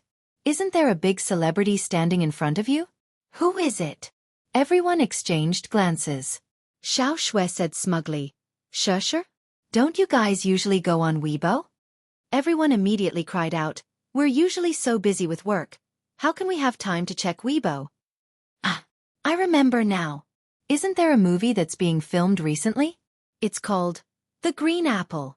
Someone slapped her forehead, and then her shocked gaze fell on Xianxia. Gosh, I remember now. Xianxia, are you filming a movie? I saw it at first, but I didn't recognize it because the style is different. The Green Apple? Ah, that's a movie starring my male god. Xianxia, are you really the female lead in it?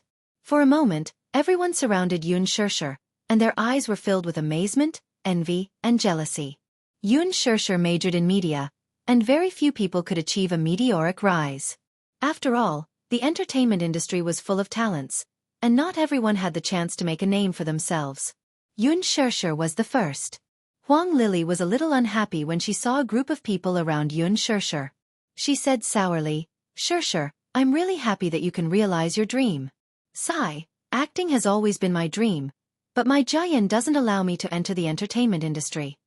"Why?" Someone immediately asked. "Lily, you've always said that you must become an outstanding actress." "That's because Jian said that the entertainment industry is a foul place. Most of the female celebrities who come from the entertainment industry aren't clean. Jian was worried that I would be bullied. Jian's mother said that the women in the entertainment industry are all actors and are very dirty." As soon as she said this, Xiao Shui's expression changed. Wasn't Huang Lili implying that Xianxia was an actress? Even though she said that the entertainment industry was dirty on the surface, she was actually insinuating that Xianxia was a dirty actress. Everyone understood the meaning behind Huang Lili's words, and the atmosphere inevitably became a little awkward. Only Xianxia sat in her seat without a trace of anger on her face. She was calm and composed. Chapter 890. Her words made it seem like she was trying to cover it up. Xiao Shui thought to herself, "This Huang Lili is too much. She's obviously targeting me." She looked at Xianxia, only to see her pursed lips smiling. "You're telling the truth." Xianxia blinked her bright eyes and smiled. "The entertainment industry isn't as clean as everyone thinks. Your boyfriend is worried that you'll be bullied because he loves you." Hearing this, Huang Lili's ears felt very comfortable, and she felt a burst of comfort in her heart. Xianxia continued, "However, only those who aren't capable rely on unspoken rules to get to where they are." Huang Lili's face froze. Xiao Shui couldn't help but laugh. Even Wuxia couldn't help but smile. This little woman is so sharp-tongued. How could she be so easily bullied? Everyone's faces were full of emotions and their expressions were subtle. Xianxia immediately added, "Oh Lily, I'm sorry. I didn't mean to target you. Please don't take it to heart." Huang Lili gritted her teeth and pretended to be magnanimous. "It's okay. It was an unintentional mistake." However, she would remember this grudge. Anyway, she had plenty of time to deal with this B***tch. With that thought, Huang Lili suddenly chuckled. "Sigh, as a woman, I don't have to work too hard. I'll be successful if I marry a good man. At least, I won't have to worry for the rest of my life." As she spoke, she reached out her hand and fiddled with the diamond ring on her finger. A 3-carat diamond ring was exposed in front of everyone's eyes. Everyone was shocked and envious. "Oh my God! What a big diamond!" "Lily, how big is your diamond?" 31 carats. Huang Lili pretended to be indifferent. However, she couldn't wait to report the decimal point accurately. "It's so big. It must be very expensive. It's only a few 100,000. Huang Lili's casual tone was a stark contrast to everyone's stunned eyes. "A few 100,000. Oh my God, it's so expensive. I'll be satisfied if I have a 1-carat ring. That's why marrying a good man is a woman's biggest career." As Huang Lili spoke, she cast a contemptuous look at Xianxia. She did not know if she did it on purpose, but her tone was full of disdain. After all, diamonds and wedding gowns are a woman's ultimate dream. Everything else is insignificant. I'm lucky, unlike some people who spend their whole lives and still can't afford it. As soon as she said that, everyone felt awkward. She was obviously targeting Xianxia. Everyone looked at Xianxia, only to see her whispering to Wuxia. She completely ignored Huang Lili. Xiao Shui said, "When our Xianxia gets married, she'll have to wear a pigeon egg." "Diamond? Huang, she's a diamond. To wear a diamond is to a few $100 million a diamond ring." "That's right. Why not? Her boyfriend is just a company employee. I don't even know if his annual salary is more than $100,000. She must be dreaming." A girl who had always been at odds with Xianxia finally seized the opportunity to say something. Xianxia was even more amused. She glanced at Wuxia. Wuxia raised his eyebrows. Chapter 891. All right. It's a class reunion. Everyone should be fine. Someone came out to smooth things over. Only then did the commotion pass. More or less everyone was present. It was just that Huang Lily's boyfriend did not show up for a long time. Needless to say, this was intentional. Someone with some weight naturally had to make an appearance at the end, right? Hence, just as the banquet was about to start, Huang Lily's boyfriend finally arrived. The moment he entered, Huang Lily immediately went up to him, hooked her arm around his, and introduced him to everyone. Let me introduce you all. This is my boyfriend, Du Jiayan. We're about to register our marriage, so I'll invite everyone to my wedding banquet. She was deliberately showing off. Those who wanted to flatter her naturally went along with it. Everyone immediately hooted and flattered her, each one louder than the last. Only Meng Qinghe's expression was ugly. Yun Shishir sized him up. His looks were passable, but his height was only half a head taller than Huang Lily, which was considered a shortcoming. Huang Lily was 1.6 meters tall. Du Jiayan should only be 1.7 meters tall. So short. Xiao Shui whispered into Yun Shishir's ear. Yun Shishir patted her hand. Stop fooling around. Isn't it? Shishir. Look at Huang Lily. She's clearly using this class reunion to show off how rich her boyfriend is and how much he dotes on her. Humph. How boring. Under everyone's flattery, Du Jiayan arrogantly entered the banquet hall. The moment he sat down, he opened a brand new pack of cigarettes and handed them out one by one. A classmate received it and was shocked. Red River. These are good cigarettes. You can't buy them even if you have the money. He said, these are Red River cigarettes. They're rarely seen in the market. When it was handed to Mu Yaja, he did not take it. Unlike those bowing boys earlier, he did not take it with a cold face. He did not even look at it. He was stunned. What's wrong? You're not used to smoking good cigarettes? When he opened his mouth, his teasing tone was filled with thorns. Mu Yaja raised his eyes and looked at him. His expression was indifferent and his eyes were as cold as ice. No. How can a man not smoke? It's fine. Shishir doesn't like me smoking, so I don't smoke. Mu Yaja's expression was still cold. Huang Lily laughed and said, he's afraid of his wife. Du Jiayan was especially disdainful as he frowned and said disapprovingly, men should at least be more strong-willed. What's the point of looking at a woman's face? What?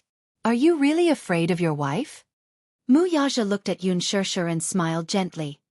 I'm afraid of losing her. I'm afraid of losing her. Yun Shishir blushed at his words. She pursed her lips and snickered. Everyone was caught off guard. They were all dumbfounded after being stuffed with dog food. Xiao Shui praised. Aya! What a good man. That's right, the wife comes first. TSK. What good man? Is a good man like this? Du Jiayan did not think much of it and laughed contemptuously. A good man must first have the ability to support his family. Only a good man can let his wife eat and wear well and not let her be bullied. Huang Lily rebuked. Jiayan, that's enough. Leave him some face. I haven't introduced him to you yet, right? This is Shishir's boyfriend, a company employee. Chapter 892. Xiao Shui tugged at the corner of Yun Shishir's shirt. Is your boyfriend really a company employee? She did not believe it. Mu Yaja looked noble and elegant. She would believe it if he were a rich young master. An ordinary employee? How could an ordinary employee have such an aura? Yes, Yun Shishir said matter-of-factly. The so-called employees were the management personnel of a company. Shishir was not wrong. The CEO was also a company employee. Huang Lily and Du Jiayan exchanged glances. Du Jiayan understood the meaning behind her gaze, so he stared at Mu Yaja and asked, Friend, which company are you working for? Dishing Financial Group.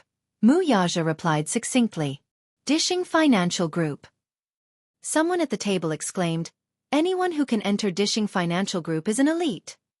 I heard that Dishing's treatment is even better than that of a civil servant. That's right. Dishing cherishes talents very much. Those who can enter Dishing are all talents. Everyone's expression changed as they looked at Mu Yaja. Zhang Li was also very envious. In Dishing's headquarters, even a small employee's annual salary started at 300,000 yuan. Although 300,000 yuan was not considered high in the capital, it was still considered good conditions. Du Jiayan felt a little embarrassed. Huang Lily immediately nudged him with her elbow, her eyes filled with anger. He immediately coughed and said, I know Dishing Financial Group's CEO and have even met him a few times. When the time comes, I'll greet him and ask him to take care of you.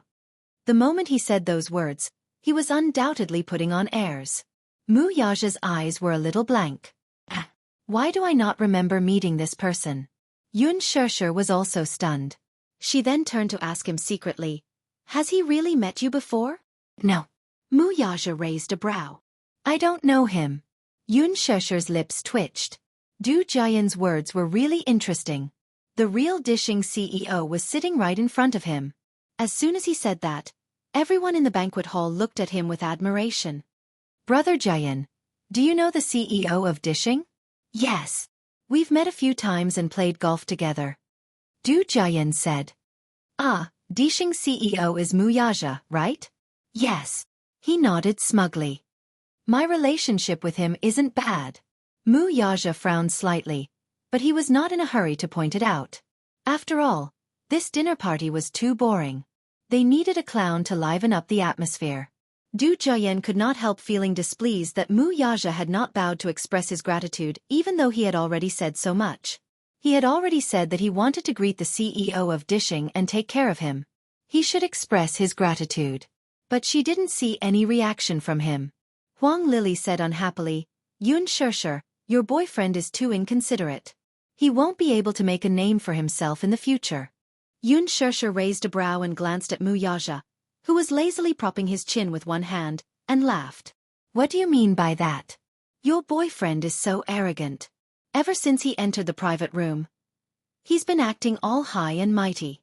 He doesn't even bother to talk to him. He's too impolite. Huang Lili did not mince her words. The situation turned awkward for a moment. Chapter 893. Low Profile. Huang Lili sneered. Heh, he's just a lowly employee. How high profile can he be if he doesn't keep a low profile?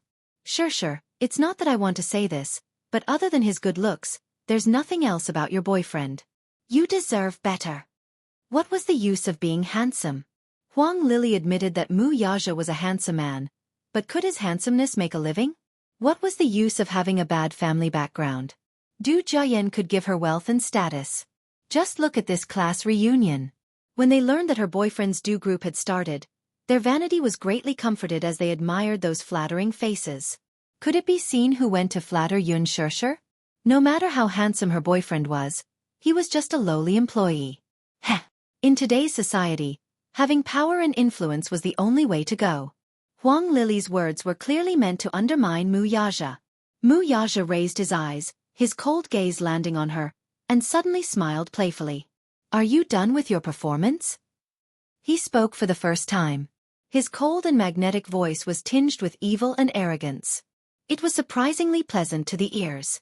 His voice was as charming as an orchid, and it was bone-numbing. Huang Lili was stunned as she stared at him in disbelief. This man actually dared to speak to her like this? She was about to taunt him. However, Mu Yaja, who was playing with the wineglass in his hand, lowered his gaze and slowly said, You just want to see me bow and flatter your boyfriend, don't you? His words exposed her. Huang Lili furrowed her brows in displeasure. After a pause, he looked up again and shot a cold gaze at Du Jian. His tone was frosty. If he wants me to flatter him, we'll have to see if he has the right to do so. Speaking up to here, it was time to stop. He hadn't said a word since he entered the room. That was because he treated these people as clowns who were performing an opera and enjoyed their performance. However, this Huang Lili dared to provoke him to this extent. He had to admit that she was too bold. Du group, was it? He had no impression of this small group at all. Since Du Jian claimed to know him, then he would meet the Du family when he had the chance. Du Jian's expression was extremely ugly. This man really did not know the immensity of heaven and earth. Slapping Huang Lili's face was undoubtedly the same as slapping his own face. Du Jian was about to speak when Meng Qinghe hurriedly stepped forward to smooth things over. I say, what's going on today? The moment he opened his mouth, the smell of gunpowder was so strong. This class reunion was initiated by me, and it's probably the last class reunion I'll attend. It's rare that everyone is here, so let's be more harmonious. Don't make the situation so awkward. My original intention of organizing the class reunion was just to have everyone gather together. There's no other meaning. Meng Qinghe's heartfelt speech received a response. That's right, don't be so aggressive. It's rare for Xianxia to attend a class reunion. Don't scare her away like this. That's right, Lily. You should at least give the class leader some face. Since the class leader has spoken, we must cooperate. In fact, some people were already unhappy with Huang Lily's eagerness to show off. Everyone had just graduated a few years ago and was struggling at death's door in society. Of course, this did not exclude those like Xiao Shui, who had a strong family background. Chapter 894. It was no wonder. Huang Lily came from a poor family. In the past, she had been ridiculed because of her poor background.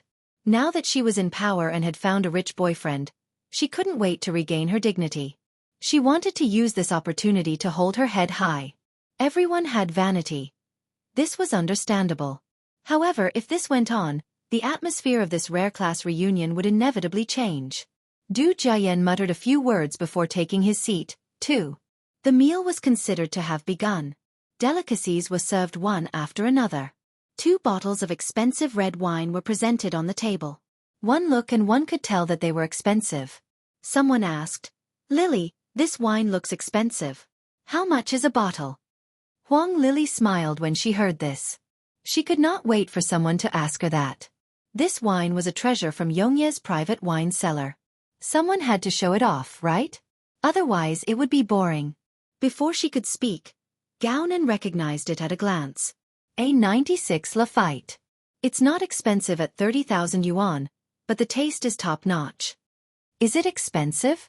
Huang Lily secretly pursed her lips. This man has such a big mouth. Although she thought so, she still smiled and said, This is a treasure from the wine cellar. Lafites from 82, 86, 96, and 00 are all top-notch. Xiao Shui, your boyfriend really knows his stuff. Gao-nan smiled and modestly exchanged a few words. He had tasted Lafite many times and could taste its vintage with just a sip. He continued, Top-notch red wine must be aged in oak barrels and meticulously brewed by winemakers. There are requirements for the age of the grapes. Some wineries even select the grapes one by one. Wah! You know so much, someone exclaimed. It seems that Sister Lily has put in a lot of effort to entertain us. It's rare for everyone to get together, so of course, I have to put in more effort to entertain you. Du Jiayan generously greeted them. Everyone, don't be reserved. Order whatever you want. I'll be the host tonight. Order whatever I want? Mu Yaja casually took the menu and flipped through a few pages. Seeing him flip through the menu, Du Jiayan snorted and said, Order whatever you want. I'll be the host tonight. Everyone, have fun and drink until you're drunk. Good. Everyone cheered excitedly. Mu Yaja's eyes flashed with a deep smile. Since Du Jiayan said that he could do as he pleased, how could he not give him face? Mu Yaja immediately called the waiter over and asked, What kind of foreign wine do you have? Ha ha ha. Du Jiayan suddenly burst into tears from laughing. This was the first time he had seen someone ask such a question in a private club. Only a country bumpkin would ask such a question. Everyone looked at each other awkwardly, not understanding what he was laughing at. The waiter immediately said politely, Hello, we have tequila, brandy, vodka. I remember that there is a winery in the Eternal Night Private Club. Yes, sir. The waiter nodded with a smile. The winery has a bottle of Damo 62, Mu Yaja said calmly. The moment he said that, Du Jiayan could no longer smile. How did he know that there was a winery in the Eternal Night Private Club? Indeed, the Eternal Night Private Club used to be a winery and was later turned into a private club. What shocked him even more was that this man actually knew about the Eternal Night Private Club's treasure. Chapter 895. Mu Yaja gracefully said, Bring that bottle of Damo 62 over and put it on this gentleman's tab. Damo 62 was released in 2002, and there were only 12 bottles. One of them was in the private collection of Damo's founder, Richard Patterson. Damo 62 contained 4 types of super-aged whiskies, the oldest of which dated back to 1868. Thus, it went without saying how expensive this wine was. Du Jiayan's legs went weak when he heard this, and his face turned pale from fright. Damo 62. A bottle of Damo 62 cost 3 million yuan. What kind of joke was this? While he was feeling weak, Huang Lily, who was at the side, did not know how expensive this wine was. She deliberately wanted to show off in front of everyone, so she casually said, "Give me a bottle." Du Jiayan stared at her in disbelief. His expression was frighteningly ugly. Huang Lily, who was still oblivious, inadvertently glanced at his pale face and was momentarily stunned. "What's wrong?" she asked with her lips. Du Jiayan was already drenched in cold sweat. Mu Yaja clasped his hands and gently propped up his chin as he sized up the man's face, which was drenched in cold sweat, with interest. A devilish smile appeared on his handsome face as he nonchalantly said, "Since you said anything, then I'll do as I please." Du Jiayan was caught between a rock and a hard place. Naturally, he could not ruin the scene for himself, so he could only feign bravery by saying, I already said that today is a rare occasion for me to be happy. Everyone, don't be restrained. You must have fun." Mu Yaja dragged out his last word meaningfully before ordering a few more dishes. He barely looked at the menu. Du Jiayan stared at his every move.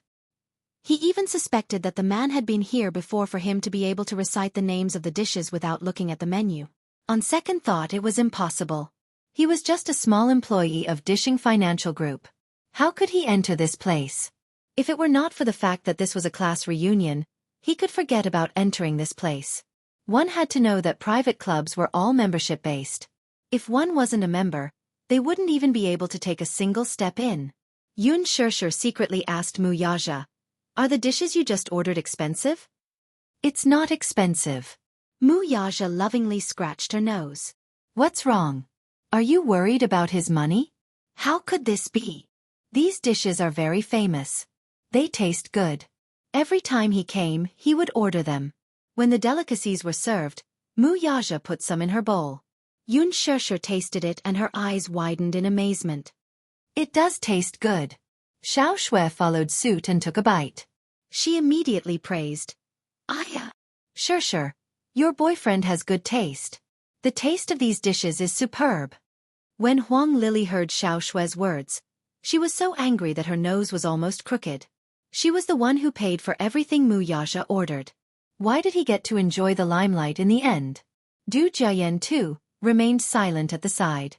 His heart ached at the thought of the string of numbers on the bill after today's meal. On the other hand, he grumbled about why Huang Lily chose this place. She was a little dazed when she saw his ugly expression.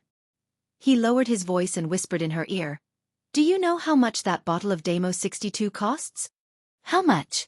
She felt uneasy. "Tens of thousands? Hundreds of thousands?" He gritted his teeth. 3 million. Chapter 896. Du Jiayan could not help but glare at her angrily for making a fuss over nothing. Seeing her shocked expression, everyone could not help but ask with concern, "Lily, what's wrong?" "And nothing," she whispered into his ear. "Jiayan, are you teasing me?" "Who's teasing you?" "It's true. That bottle of Damo 62 was in the market a year ago. This man actually knows that Xianxia has a precious bottle of Damo 62. It's not as simple as what your classmates said. How can an ordinary employee know about this?" Huang Lily was so shocked that she was speechless. Soon, the waiter served the bottle of Damo 62. Mu Yaja was about to order someone to open the bottle when Du Jiayan suddenly stopped him. "Wait. What's wrong?" Mu Yaja glanced at him coldly. "Don't tell me that Master Du's heart is aching?" His bluntness made Du Jiayan even more embarrassed. He laughed dryly, his face stiff. Hee. How could it be? He wanted to say something more and stop the bottle from being opened, but Mu Yaja did not give him the chance to do so. He directly ordered the waiter to open the bottle. "Open it." The waiter opened the bottle without another word. At that moment, Du Jiayan's heart was about to shatter. 3 million yuan. He did not even know if he could afford this bottle of wine with all his assets today. Everyone looked at each other in dismay. They didn't know what was going on. They only felt that Du Jiayan's expression was a little strange. Huang Lily was so angry that she could not maintain the appropriate smile on her face. She was going crazy inside. This man clearly did it on purpose. Du Jiayan felt aggrieved, but the bottle had already been opened. What else could he say? She glanced at him and saw that the latter's face was ashen and purple. Mu Yaja pushed the bottle of wine in front of Xianxia and said softly, "Try it. This wine should be very strong, right?" Xianxia still had some lingering fear, afraid that she would get drunk with just a sip. Mu Yaja laughed. "What's there to be afraid of? With me around, it doesn't matter if you get drunk." Xianxia licked her lips and thought, "Anyway, if I get drunk, Mu Yaja will be responsible for carrying me home. Moreover, it was a bottle of wine worth 3 million. It would be a waste not to drink it." Thus, she took a bite. He even smacked his lips in a serious manner. There was nothing special about it. He could taste the taste of RMB. Mu Yaja asked, "How's the wine?" "It's no different from ordinary wine," Xianxia said bluntly. Xiao Shui, on the other hand, laughed out loud. "Xia, you don't know how to drink. Everything tastes the same." Huang Lili was so angry that she was trembling. She couldn't control her emotions and said, "This bottle of wine is worth 3 million. Why is it no different from other wines?" 3 million. Everyone was stunned. A bottle of wine costs 3 million. Huang Lili snorted coldly. "Yeah. Xianxia, your man is really rude. He's still inexperienced." Du Jiayan said casually, "But he ordered a bottle of wine worth 3 million. He's really a commoner." Her words were a little too much. Xiao Shui frowned and was about to speak. Mu Yaja slowly said, "Is 3 million very expensive?" "Heh, you're quite arrogant, aren't you? Don't tell me you can afford 3 million? Huang Lili sneered mercilessly. Mu Yaja casually said, "I didn't know that the wine here is so expensive. Or is young Master Du unable to afford it?" Chapter 897. In other words, Du Jiayan was boasting first. He had only accidentally ordered a bottle of wine worth 3 million yuan. His words were concise and hit the nail on the head. Xianxia was tickled by Mu Yaja's vicious words, and her shoulders shrugged as she tried to hold back her laughter. Du Jiayan could not put down his pride, but he insisted, "Can't afford it? Do you think I'm you? Since I've said so, how can there be a reason for me not to pay? Since young Master Du has said so, then please ask your girlfriend not to be petty," Mu Yaja said. Xiao Shui couldn't hold it in and burst out laughing. Huang Lili could not maintain her composure and almost flared up. Du Jiayan suppressed his anger and pressed on her shoulders, indicating for her to calm down. Even though Huang Lili was unwilling, she had no choice but to suppress her anger. "Forget it. Anyway, 3 million yuan is just a small matter to my Jiayan." She was planning to puff herself up at her own cost and force herself to the end. The group of female classmates looked at her enviously. She had a rich boyfriend. Zhang Li, on the other hand, was a little regretful. She should not have attended the class reunion. What class reunion? It was clearly Huang Lili trying to show off that she had kidnapped a good man. Everyone began to chat after a long separation. Huang Lili was all smiles, and Du Jiayan, who was beside her, chimed in from time to time. Naturally, he wanted to salvage the situation that he had almost lost earlier. The two sang the same tune and showed off their affection to the end. Gradually, the topic turned to the two of them. Questions such as, "How did you two meet? When are you getting married? Is he very good to you?" And so on. Xianxia sat in her seat, drinking her wine as she listened in a daze. It was nothing more than Huang Lili's personal show to show off. It was said that she and Du Jiayan met at a bar. After graduating from university, she met the man at a bar by chance. The two fell in love at first sight and shared a river of love. After dating for half a year, they got engaged. Now, she was working in his father's company and was doing well. To Huang Lili, a woman did not need to have great achievements. A good appearance was enough to have everything. Everyone expressed their envy. Huang Lili shyly snuggled up to Du Jiayan with a coquettish look. In fact, that expression was nothing more than saying, "Are you jealous of me? Are you jealous of me? I've found a good man, right?" Everyone was also very supportive and praised, "Oh, Lily is so lucky to have a handsome and rich boyfriend. The two of them are really a match made in heaven. A handsome man and a beautiful woman. What a perfect match." Huang Lili said shyly, "No, don't think too highly of me." Xiao Shui and Jiang Li shivered at the same time, goosebumps rising all over their bodies. Xianxia, on the other hand, had a calm expression on her face. She was minding her own business, tasting the snacks as if she had nothing to do with it. From the beginning to the end, she didn't say anything. She just silently listened to them talk, but she felt that this so-called class reunion was becoming more and more boring. From time to time, her gaze would fall on Gao Nan. Seeing Xiao Shui and Gao Nan chatting animatedly, she hesitated for a moment. Perhaps it was because Mu Yaja was present today. But Gao Nan did not say anything too extreme to her. She yawned, and Jianghu came over and said indignantly, "How boring! This woman is so pretentious. I want to leave." Chapter 898. Jianghu felt extremely inferior. She was also someone who cared a lot about her reputation. Looking at Huang Lily's smug look and thinking about her own man, she really expected better from her.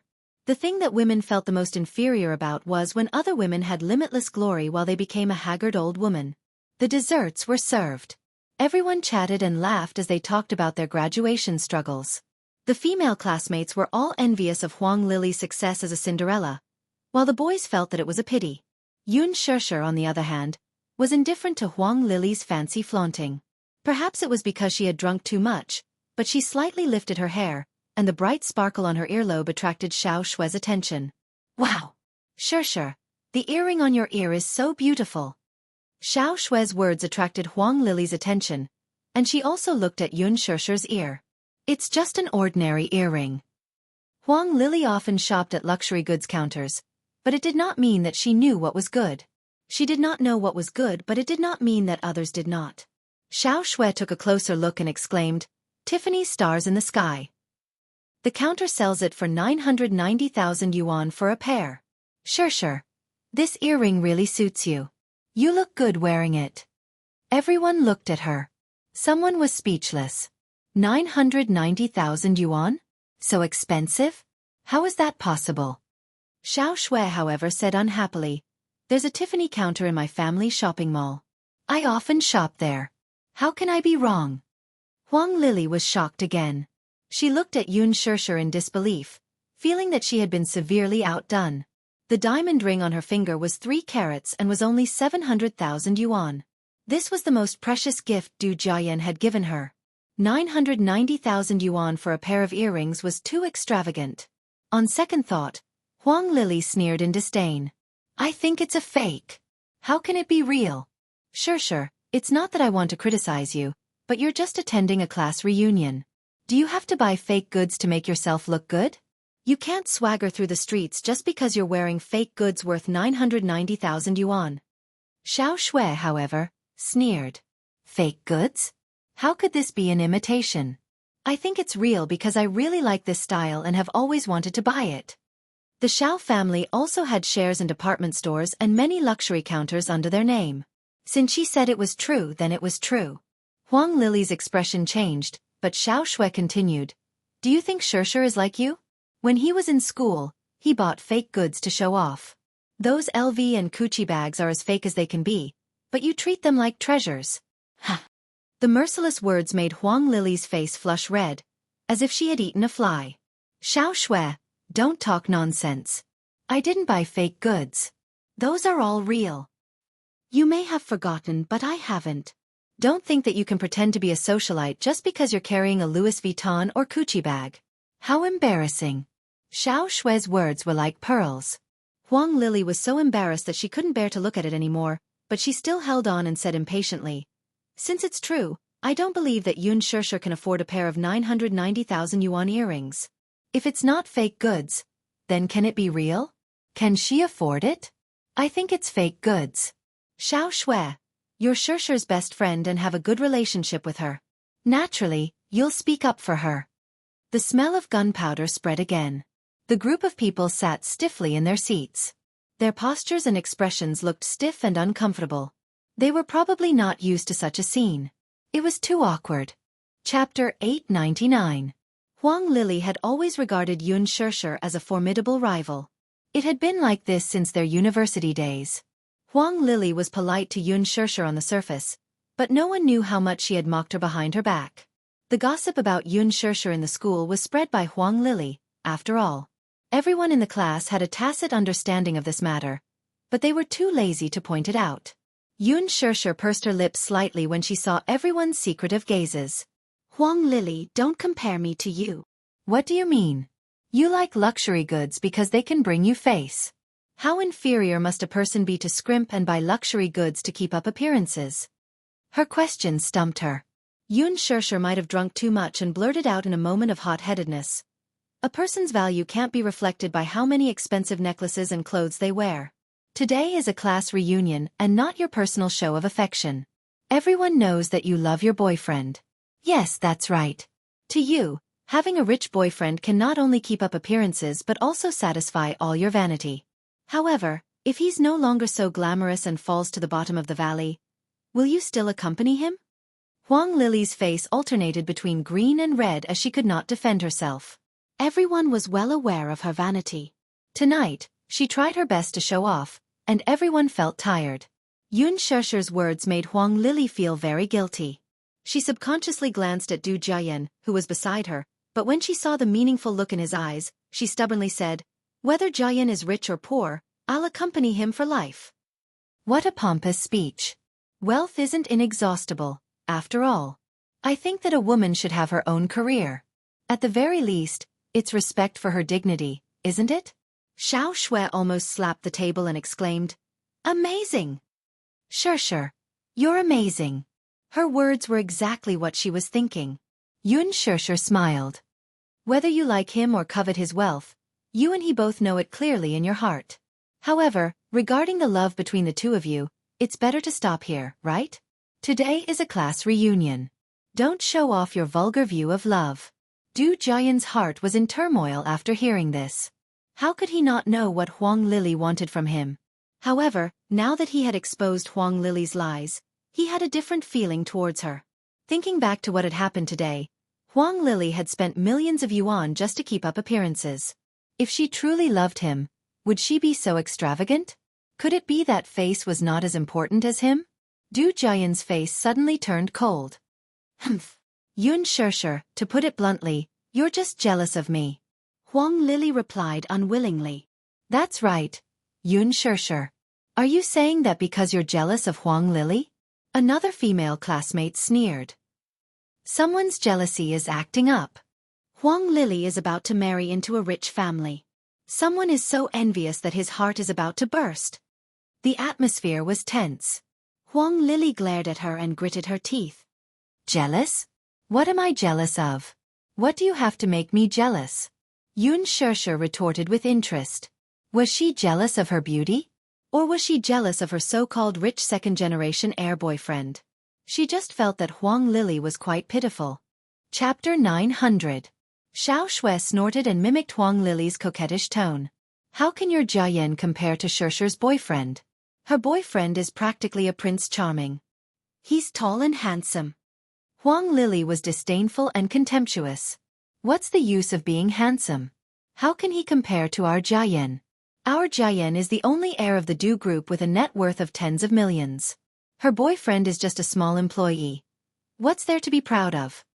She didn't think through her words before she spoke. Du Jiayan frowned at her words. If not for Yun Shirshir's words earlier, Huang Lili's words would not have made much of a difference. However, Yun Shirshir had just said that Huang Lili was with him because of his family background. When Huang Lili said these words, it was inevitable that he would feel complicated. Could it be that, like what Yun Shirshir said, she was only interested in his family background? Yun Shirshir smiled and gently hooked her arm around Mu Yaja's shoulder. How is being handsome useless? We have to consider the next generation. Thinking of Yu and Xiao Yichen, Yun Shirshir's heart was filled with bliss. Xiao Shui snorted. Yun Shirshir's words were too vicious. In other words, she was mocking Du Jiayan's genes for not being as good as Mu Yaja's. Mu Yaja could not help pinching her cheeks with doting eyes. Du Jiayan was a little embarrassed. Huang Lili was also embarrassed, but she could not refute it. Indeed, Du Jiayan could not be considered ugly, but when he stood next to Mu Yaja, he was practically at the bottom of the valley.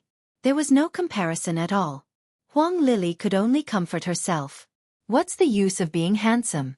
It's fine as long as he's rich. Yun Shirshir held her forehead and suddenly felt a little light-headed. I'm going to the washroom.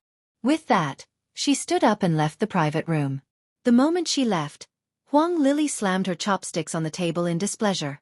Clearly, she was unhappy as she crossed her arms and sulked. Lily, don't be angry. Don't stoop to her level. She's just jealous of you. That's right. She must be jealous that you have a boyfriend who treats you so well. Don't be angry. Du Jian's face was also extremely ugly, but he was not as flustered as he usually was to comfort her. After waiting for a long time, she did not receive any consolation. Huang Lili stared at him incredulously. Was displeased with his silence, she frowned and said unhappily, Jian. Du Jian did not even raise his head, seemingly angry. Why aren't you saying anything? You don't really believe her, do you? Huang Lili snorted. Xianxia still has the cheek to say that? Isn't she herself is? Lily, stop fooling around. Meng Qinghe hurried to mediate the situation. Just as he said that, Xiao Shui asked unhappily, What's wrong with Xianxia? Isn't everyone here well aware of what she's doing? Huang Lili was also angry. She keeps trying to sow discord between me and Jiayan, saying that I'm greedy for his wealth. What about her? She thinks too highly of herself. Everyone in school knows about her past. Lily. Meng Qinghe could not stand it anymore and reminded her not to make the situation too ugly. Alas, she was arrogant because she was pampered. Ever since she hooked up with Du Jiayan, no one had ever treated her this way. Thus, she did not hold back and laid all her cards on the table. Hey! She glared at Wuxia. The latter looked up coldly and raised a brow. Chapter 901. Do you know what happened to your girlfriend when she was studying? It's all over the school. You're not still in the dark, are you? Wuxia pursed his thin lips slightly as a dangerous glint flashed in his eyes. When she was still in school, she was already famous for being a beauty at a young age. I heard that she was kept as a mistress by several tycoons. She even dropped out of school when she was 18. I heard that she was pregnant and was nursing the fetus at home. A few of my friends bumped into her at the hospital. She had a big belly and was doing a fetal checkup. I heard that she was a third party. Everyone in school knows about this. Wuxia remained silent, but a cold glint flashed across his eyes. He raised his eyes, his gaze deep. 18 years old? When Xianxia was 18, his body jerked. It was that year that Xianxia became a surrogate for the Mu family. It turned out that this matter had spread to the school.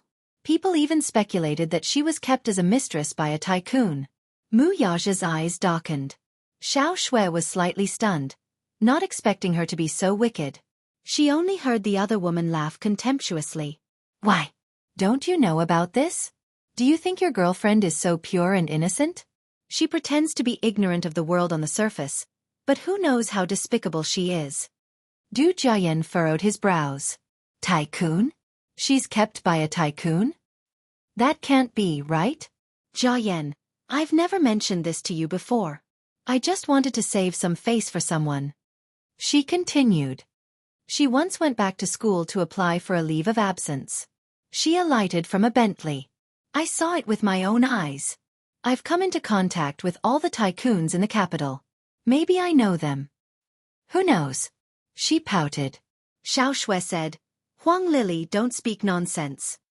Humph. Everyone in class knows about this. What right do you have to say that I'm talking nonsense? I saw it with my own eyes. How can it be fake? Everyone's expression became weirder as they lowered their heads and whispered among themselves. They leaned closer to Huang Lili and asked in a low voice, Hey Lily, is what you're saying true? I thought it was all made up. What fabrication? I saw it with my own eyes. It's not baseless. Huang Lili, don't go overboard. Others may not know, but don't think that I don't know. Xianxia was never kept as a mistress, nor did she have an illegitimate child. Aren't these rumors and slanders all made up by you? Don't spread rumors. Xianxia dropped out of school because something happened at home. Xiao Shui insisted. She's always been full of nonsense. You're the only one who believes her and even speaks up for her. You believe the nonsense of someone like her? That kind of person. Xiao Shui suddenly raised her voice and slammed the table. What kind of person is Xianxia? Actually, I don't quite like Xianxia. She's always alone and doesn't like to talk. She's also very isolated. She makes herself seem very melancholic and deep. She really doesn't have any personality at all. I think she's a woman who's cold on the outside but passionate on the inside. This kind of woman is the scariest. Another female classmate said, I don't like her either. She's very boring and doesn't like to talk. She sits alone in the classroom all day. This kind of woman has the most bad intentions. One look and you can tell that she's very shrewd. I don't dare to interact with her normally. Chapter 902. Xianxia said angrily, How can you say that? Xianxia is the best girl I've ever met. She's just a little stubborn and keeps to herself.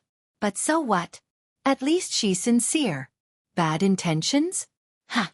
At least Xianxia never talks bad about others behind their backs. With that, she glared at Huang Lily. Unlike some people who only know how to spread rumors and cause trouble. Disgusting. Huang Lily sneered in disdain. Someone whistled. "Ayo, how touching." Huang Lily didn't say anything bad about Xianxia. She only said what she saw with her own eyes. "Xiaoxue, did you eat explosives today? We're not talking about you." A hint of mockery flashed across Du Jian's eyes before he tried to smooth things over. All right. It's rare for us to have a class reunion. Let's not spoil the harmony. Let's talk about something else." Huang Lily said to Mu Yaja, "I think you're quite pitiful. You look like a talented person, so don't be deceived by what you see. Xianxia isn't a good person and isn't clean. Some time ago, I saw Jiang Li's WeChat Moments video. Her son is already 6 years old. Of all people to be his girlfriend, why did he choose a pair of broken shoes?" Mu Yaja's face was sullen, his eyes sharp. However, before he could say anything, crash! Xiaoxue stood up with a wine glass in her hand and splashed the expensive wine all over her face. Huang Lily was stunned in her seat. The wine poured down from the top of her head and into her eyes. She was in a sorry state. She was flabbergasted, clearly unable to believe that Xiaoxue dared to splash wine on her. Her chest heaved up and down as she fumed. "How dare you splash wine on me? Broken shoes? I think you're the broken shoes. You said that Xianxia is a broken shoes, but why don't you take a look at yourself? When you were in school, you didn't go home at night and often went to nightclubs. Do you want me to count how many men you've been taken advantage of by? Huang Lily, I don't even care to talk about this. It's disgusting to say it out loud." Xiaoxue said excitedly, her face flushed red. The situation was completely out of control. The group of people were dumbstruck. They had never expected that the situation would turn out like this. Du Jian also stood up and grabbed her wrist. "What are you doing? Was he crazy? Are you a shrew? Let go." Didn't she see who looked like a shrew? "Huang Lily, you're a mad dog, biting people everywhere." "Shut up." Du Jian glared at her threateningly. Now that Xiaoxue was splashing dirty water on Huang Lily, she was undoubtedly splashing dirty water on him. How could he tolerate this? "How dare you!" Gao stood up angrily and pushed Du Jian away, shielding Xiaoxue by his side. "Don't touch her with your dirty hands. What right do you have to push me? What right do you have to talk to me?" Du Jian was, after all, young and hot-blooded. Seeing that this man did not know his place and even dared to push him, he was instantly infuriated. "Do you think you're the crown prince just because I gave you some face?" Gao looked at him with disdain.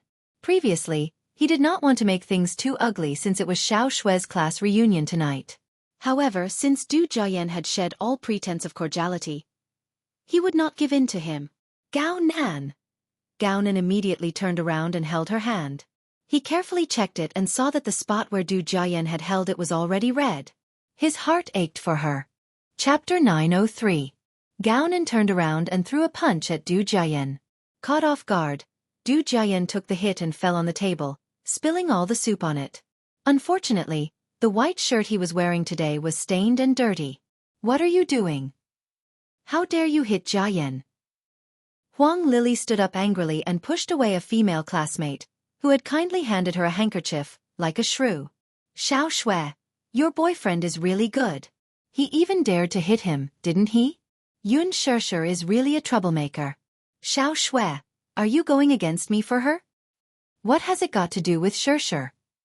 Don't you dare slander her. Du Jiayan was helped up by someone. His mouth moved a little before he spat out a mouthful of blood. Gao Nan's punch had actually knocked out one of his teeth. He was furious for a moment. He looked at his dirty clothes and was instantly enraged. He raised his head angrily with a sinister expression. Xiao Shui, neither you nor your boyfriend can leave today. Why? Are you threatening me? Gao Nan's face was ashen. Fine. I'd like to see what capabilities you have and what you can do to me. Xiao Shui was touched by his protection.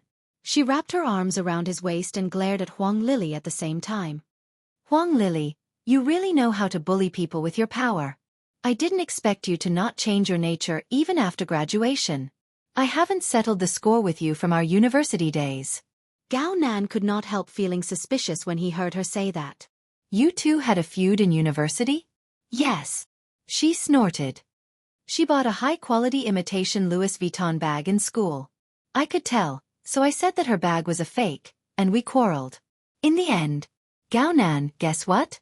She actually called a bunch of hooligans from outside the school to surround me at the school gate. If not for Xianxia protecting me and secretly calling the police, I might have been dragged away by those hooligans. Then Xiao Shui's anger was ignited, and she said indignantly, Humph. Later on, I heard that the leader of those hooligans was a hooligan from East Street. I heard that he was her boyfriend. Nonsense. Huang Lili pointed at her angrily. Xiao Shui, I'm warning you, you're not allowed to slander me. Why would I slander you?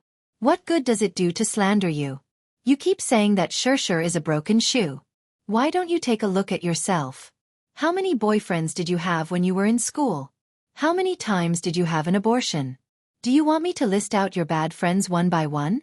I think your boyfriend is the pitiful one. I don't know how many times he has been cuckolded by you. Xianxia has always kept herself clean and never hooked up with those guys. How can you compare to her? You! Huang Lili was agitated by her words. She subconsciously glanced at Du Jiayan behind her, only to see him frowning. This made her even more flustered. Jiayan, you didn't listen to her sowing discord, did you? Du Jiayan's face was gloomy but he did not say a word. Xiao Shui, however, sneered. Why would I want to sow discord between you two? Both of you are a scourge. You two are simply getting rid of a scourge for the people by loving each other. You two are so compatible. Xiao Shui's words were extremely hurtful. She could not be blamed for losing her cool though. Everything she said was the truth. There was no exaggeration or embellishment at all. Chapter 904. In the past, she had never missed a class reunion. She could get along well with Huang Lili.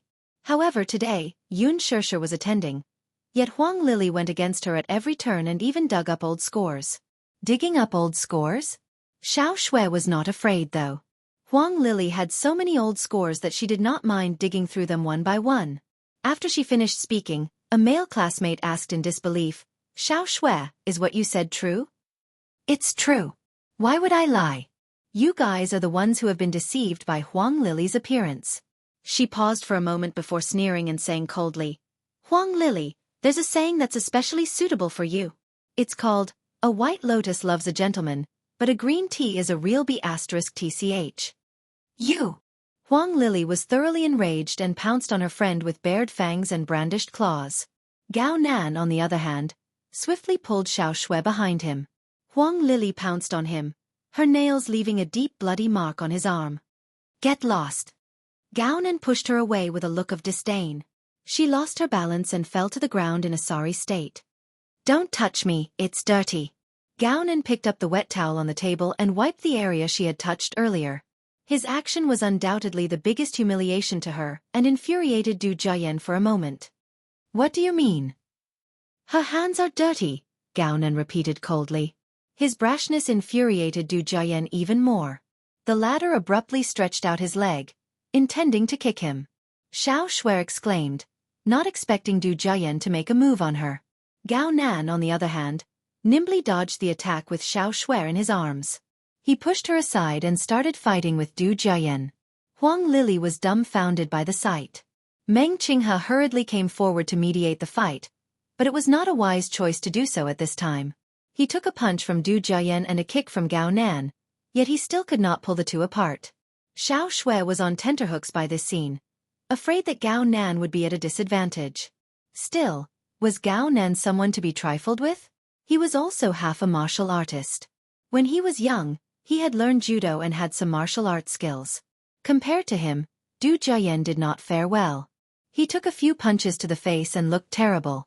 After a round of fighting, he was actually at a disadvantage and was clearly at a disadvantage. Stop fighting. Don't hit me, don't hit me, ah! The scene immediately became chaotic. In the bathroom, Xianxia supported herself on the glass counter. She felt her stomach churn violently, and her stomach churned endlessly. She felt nauseous and wretched. However, after trying for a long time, he didn't spit out anything. He only spat out some acid. He took some water and splashed it on his face. He didn't know if it was because of the alcohol or some other reason, but he wanted to vomit, but he couldn't. It was extremely uncomfortable. Huang Lily's ferocious and aggressive face suddenly appeared in his mind. She suddenly regretted it. This class reunion was undoubtedly a Hongmen banquet. Witnessing those ugly, hypocritical, and fawning faces was extremely tiring. She took out a wet towel and gently wiped the water stains on her face. Then, she felt another bout of retching. She supported herself on the glass counter and retched. Her heart skipped a beat. She remembered that she didn't drink much today. Why? Xianxia clutched her chest, her thoughts in a mess. Her period seemed to have been delayed for a long time, and there were no signs of it. Could it be? Chapter 905. She looked at her reflection in the mirror and frowned slightly. For a moment, there was a complicated look in her eyes. Her menstrual cycle had always been stable. At most, there would be a difference of 2 to 3 days. Why now, could it be? Everyone stood helplessly at the side and looked at each other, not knowing what to do. Meng Qinghe glanced in Mu Yaja's direction, only to see him sitting elegantly and calmly in his seat. He slowly held the wine glass in his hand and slowly took a sip of the imported wine. His eyes, however, did not look at the conflict on the stage at all. Instead, they were lowered in silence. It was as if he was completely uninvolved in the farce before him. He was secretly surprised. This man, at this juncture, still had the leisure to taste wine alone? However, he did not think so. Even though he was a man, he could feel that the man had a unique aura about him. Like a noble superior, he exuded an air of disdain for the rest of the world. He was different from ordinary men. Meng Qinghe was secretly surprised. He was suddenly certain that this man was not as simple as what Xianxia had said. A company employee? How could a company employee have such a monarch's aura? This kind of temperament should belong to a big shot who had been in the field of fame and fortune for a long time. Only a big shot who had played with so many bloody storms would have such an extraordinary aura. At this moment, the scene was a mess. The table was half overturned and the expensive dishes were all spilled on the expensive carpet under their feet. It was an unsightly sight. Seeing that Du Jiayan was at a disadvantage, Huang Lily could no longer watch on helplessly. She rushed forward and hugged Gao Nan's waist tightly. Her strength was not weak, and the man could not move for a moment. Huang Lily bit his arm, making him feel nauseous. Du Jiayan found the right opportunity to throw a punch at Gao Nan's face. Gao Nan was caught off guard by this swift and fierce punch and took a step back. Du Jiayan took advantage of this opportunity to land a series of punches on him, causing him to fall to the ground. Xiao Shui, who was watching from the side, was frightened. Seeing Huang Lily use such a despicable method, she wanted to rush forward. However, she was stopped by Meng Qinghe. Meng Qinghe, why are you stopping me?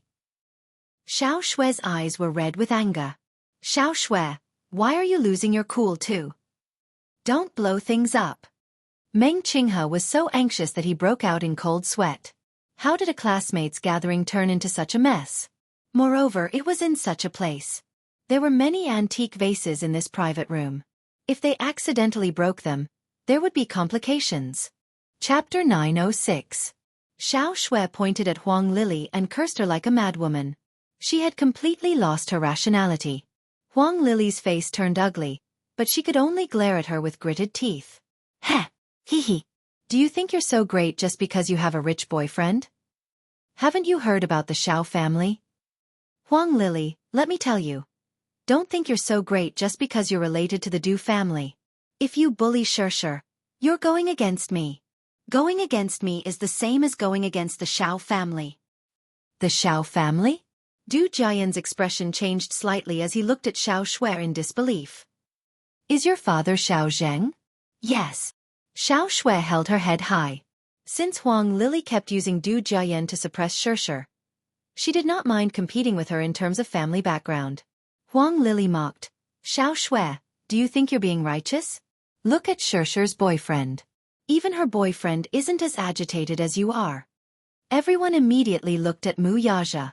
However, he saw him sitting calmly in his seat, fiddling with the goblet in his hand, but he was cold and didn't say a word.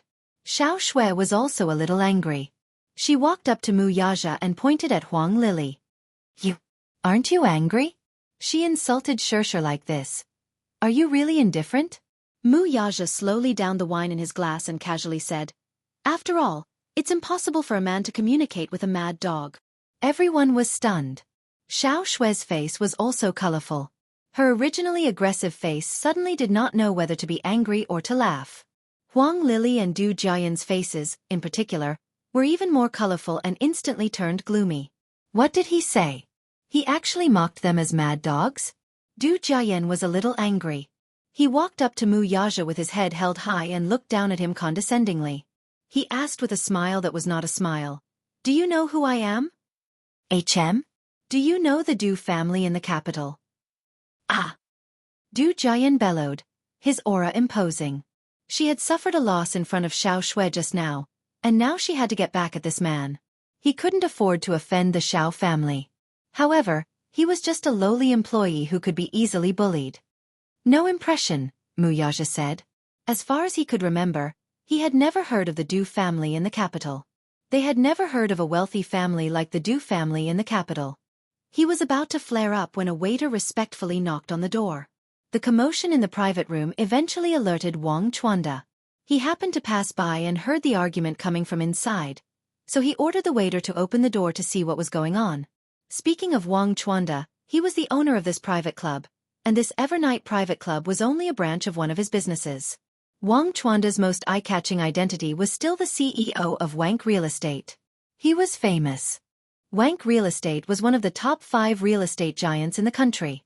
Wang Chuanda was already a giant in the real estate industry with a net worth of tens of billions. In the capital, there were many high-class private clubs like this one. Evernight Private Club's predecessor was a private winery opened by Wang Chuanda to entertain business partners. Business naturally could not be done without wine. There was an unwritten rule among the Chinese that there was no banquet without wine. Later, Wang Chuanda spent a lot of money to turn the winery into a private club.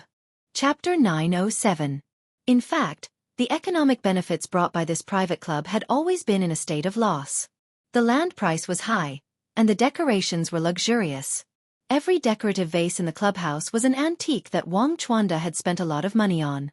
However, having a private clubhouse made it convenient for him to do business. He mainly relied on the clubhouse to maintain his connections. When Wang Chuanda walked in and saw the mess, he could not help but frown. He stood there with a dignified aura of someone who had been in a high position for a long time. When Du Jiayan saw him, his face immediately turned respectful. So, it's Mr. Wang. His face was no longer as haughty as when he was facing Wuxia earlier. Standing before Wang Chuanda, he was bowing and scraping, just like a slave dog. He quickly wiped his dirty hands on his trousers and respectfully extended them to Wang Chuanda. Wang Chuanda glanced at his outstretched hand from the corner of his eye, and then looked him up and down.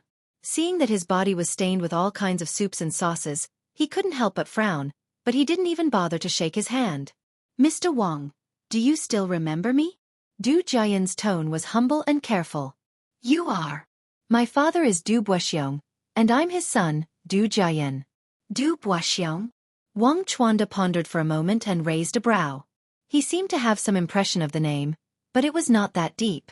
He traveled around the Vanity Fair every day and had seen many big shots. Naturally, he did not take a small figure like Du Buxiong to heart. This name was somewhat familiar, but the Du family was at most a nouveau riche and not a rich family. Thus, it was understandable that Wang Chuanda did not take it to heart. Seeing his silence, Du Jiayan inevitably felt awkward. He put his face forward, but Wang Chuanda did not even look him in the eye. It was quite embarrassing. When Huang Lili saw this person, she muttered in her heart. This middle-aged man had a strong aura and seemed to be either rich or respectable. Even the arrogant Du Jiayan bowed to him. She thought to herself, this man must be a big shot in some industry. Thus, she hurriedly tidied up her messy hair and rushed over. She walked up to Wang Chuanda, smiled, and winked at him in what she thought was a flirtatious manner. She followed behind Du Jiayan and greeted, "Hello, Director Wang. I'm his girlfriend, Huang Lili." Although he was smiling respectfully on the surface, he was criticizing inwardly. This man seems to be much more powerful than Du Jiayan. If not, why would Du Jiayan fawn over her and wish he could get close to her? He must be a noble figure. Wang Chuanda didn't even look at her. He had seen a lot of women like Huang Lili, who would seize the opportunity to climb up the social ladder. He had seen a lot of women like her. With just one look, one could tell what kind of person he was. How could such a woman be qualified to befriend her? Therefore, he did not take her seriously at all. Naturally, he ignored Huang Lili's fawning. It was as if she did not exist. For a moment, Huang Lili could not hide the embarrassment on her face. Being treated coldly by Wang Chuanda in front of so many people, it was naturally difficult for him to get out of this embarrassing situation. This CEO Wang seemed to have a much higher status than she had imagined. She was so cold and indifferent toward Du Jiayan. Du Jiayan still greeted him warmly, so he must be a big shot that he could not afford to offend. Thus, the smile on her face became even more flattering. Chapter 908. What's going on?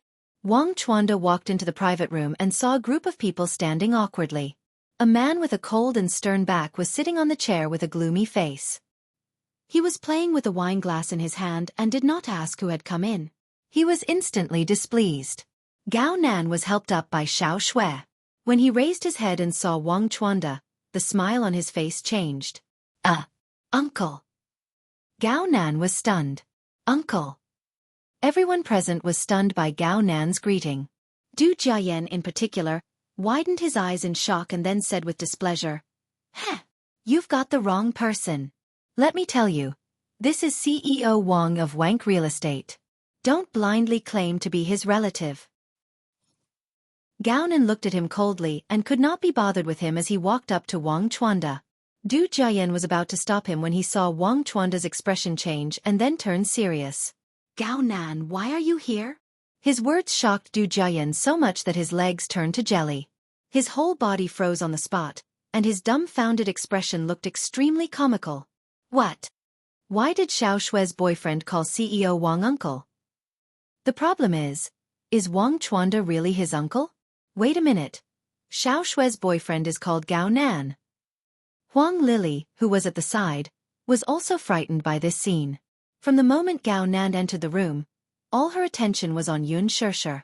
Hence, she did not ask about Xiao Shui's boyfriend's identity or background. Still, Gao Nan and CEO Wang are relatives. She was on tenterhooks. Thinking that she had offended Gao Nan earlier, and that he seemed to have a powerful background, she wondered if he would settle scores with her later. The more she thought about it, the more uneasy she became. She looked anxiously at Du Jiayan, only to see his pale face. "It's my girlfriend's class reunion. I'm here with her." Gao Nan told the truth. Wang Chuanda's face was expressionless, but compared to when he faced Du Jiayan, his expression was slightly more relaxed. Speaking of the relationship between Wang Chuanda and Gao Nan, the latter addressed him as uncle, because he was his grandfather's nephew. Gao Nan's mother addressed him as cousin. Wang Chuanda was in politics in his early years. After retiring, he went into business. Relying on his connections, Wank Real Estate, which had been established for 10 years, rose to become the third-ranked real estate giant. He had always expected his nephew's expectations. He wanted to send him to the military while he was still young. However, Gao Nan's mother, who doted on him too much, refused to listen to his suggestion. After all, he only had one son. How could he bear to send him to the army for training? That would mean a lot of suffering. Wang Chuanda also dropped the matter. Wang Chuanda had always been strict with Gao Nan, so even in front of everyone, he maintained a stern expression and did not smile at him. "What's going on?" Wang Chuanda looked at the messy scene in the box and questioned sternly. Gao Nan glanced at Du Jiayan and Huang Lili. He did not want to blow this matter up. Besides, it would be too embarrassing if word got out. So he said, "Well, it was a misunderstanding." Chapter 909. Oh, I see. Wang Chuanda muttered to himself. Seeing the mess in the private room, if it were him, no matter who it was, he would naturally chase them out if they caused trouble in the clubhouse. However, for Gao Nan's sake, there was no need to be calculative. Gao Nan, you're not young anymore. Don't always think of fooling around outside. He reprimanded. Gao Nan naturally pretended to be frightened by his elder's reprimand and nodded repeatedly. Wang Chuanda turned around and was about to leave under the escort of a group of people. Du Jiayan shot a glance at Mu Yaja, who had been sitting in his seat all this while, and for some reason, he suddenly stepped forward and blocked Wang Chuanda's path. Startled, Wang Chuanda glanced at him from the corner of his eye and asked coldly, "What's wrong?" "Mr. Wang, it's like this. Today is my girlfriend's class reunion. It should have been a happy gathering, but some random people sneaked in and made the scene so awkward. I think I'm doing this for your sake. A high-class place like Eternal Night Clubhouse shouldn't allow some commoners to sneak in. If they touch the expensive antiques here, won't it make things difficult for me? President Wang, please send someone to chase this person out." With that, he pointed at the man sitting in his seat and said, "It's this person. I don't know his identity, but he's the cause of today's situation." This time, he pushed the blame to Mu Yaja and removed all responsibility from himself. Firstly, he wanted to save some face in front of Wang Chuanda, lest the latter think that he was the one who caused the state of the room. Secondly, Du Jiayan found Mu Yaja to be an eyesore and wanted to vent his anger in front of everyone by kicking him out. Wang Chuanda glanced at the man sitting in his seat and saw that he had not said a word from start to finish. His back was cold and solemn, making him look unfathomable. He turned around, looked at him and asked, "Who are you?" Mu Yaja did not reply. Wang Chuanda frowned. He had been in the business for so long, but he had never met anyone who was so rude to him. He actually ignored him. He was furious. Therefore, with a look, the bodyguard beside him immediately understood and walked towards Mu Yaja. Du Jiayan gloated at their misfortune from the side, waiting to see Mu Yaja and Yun Shishir being chased out of the house. He was secretly delighted. Huang Lili was also very excited. He hoped to use Wang Chuanda to vent his anger. However, just as the bodyguard walked to his side, Mu Yaja suddenly turned around slowly. A handsome face was exposed to Wang Chuanda's line of sight. Wang Chuanda met Mu Yaja's deep gaze and was stunned for a second. Then, he was shocked and immediately shouted, "Wait!" His sudden voice startled Du Jiayan. He hurriedly approached and asked respectfully, "Xia Wang, what's going on?" Wang Chuanda did not wait for him to finish his words as he pushed him aside and strode toward Mu Yaja. Mu Yaja did not get up and continued sitting in his seat calmly. Wang Chuanda walked up to him. When he saw that it was really him, a flattering smile appeared on his face. "Master Mu, you've graced us with your presence." Mu Yaja raised his hand to stop him. "I'm here to accompany my woman. There's no need to make a fuss."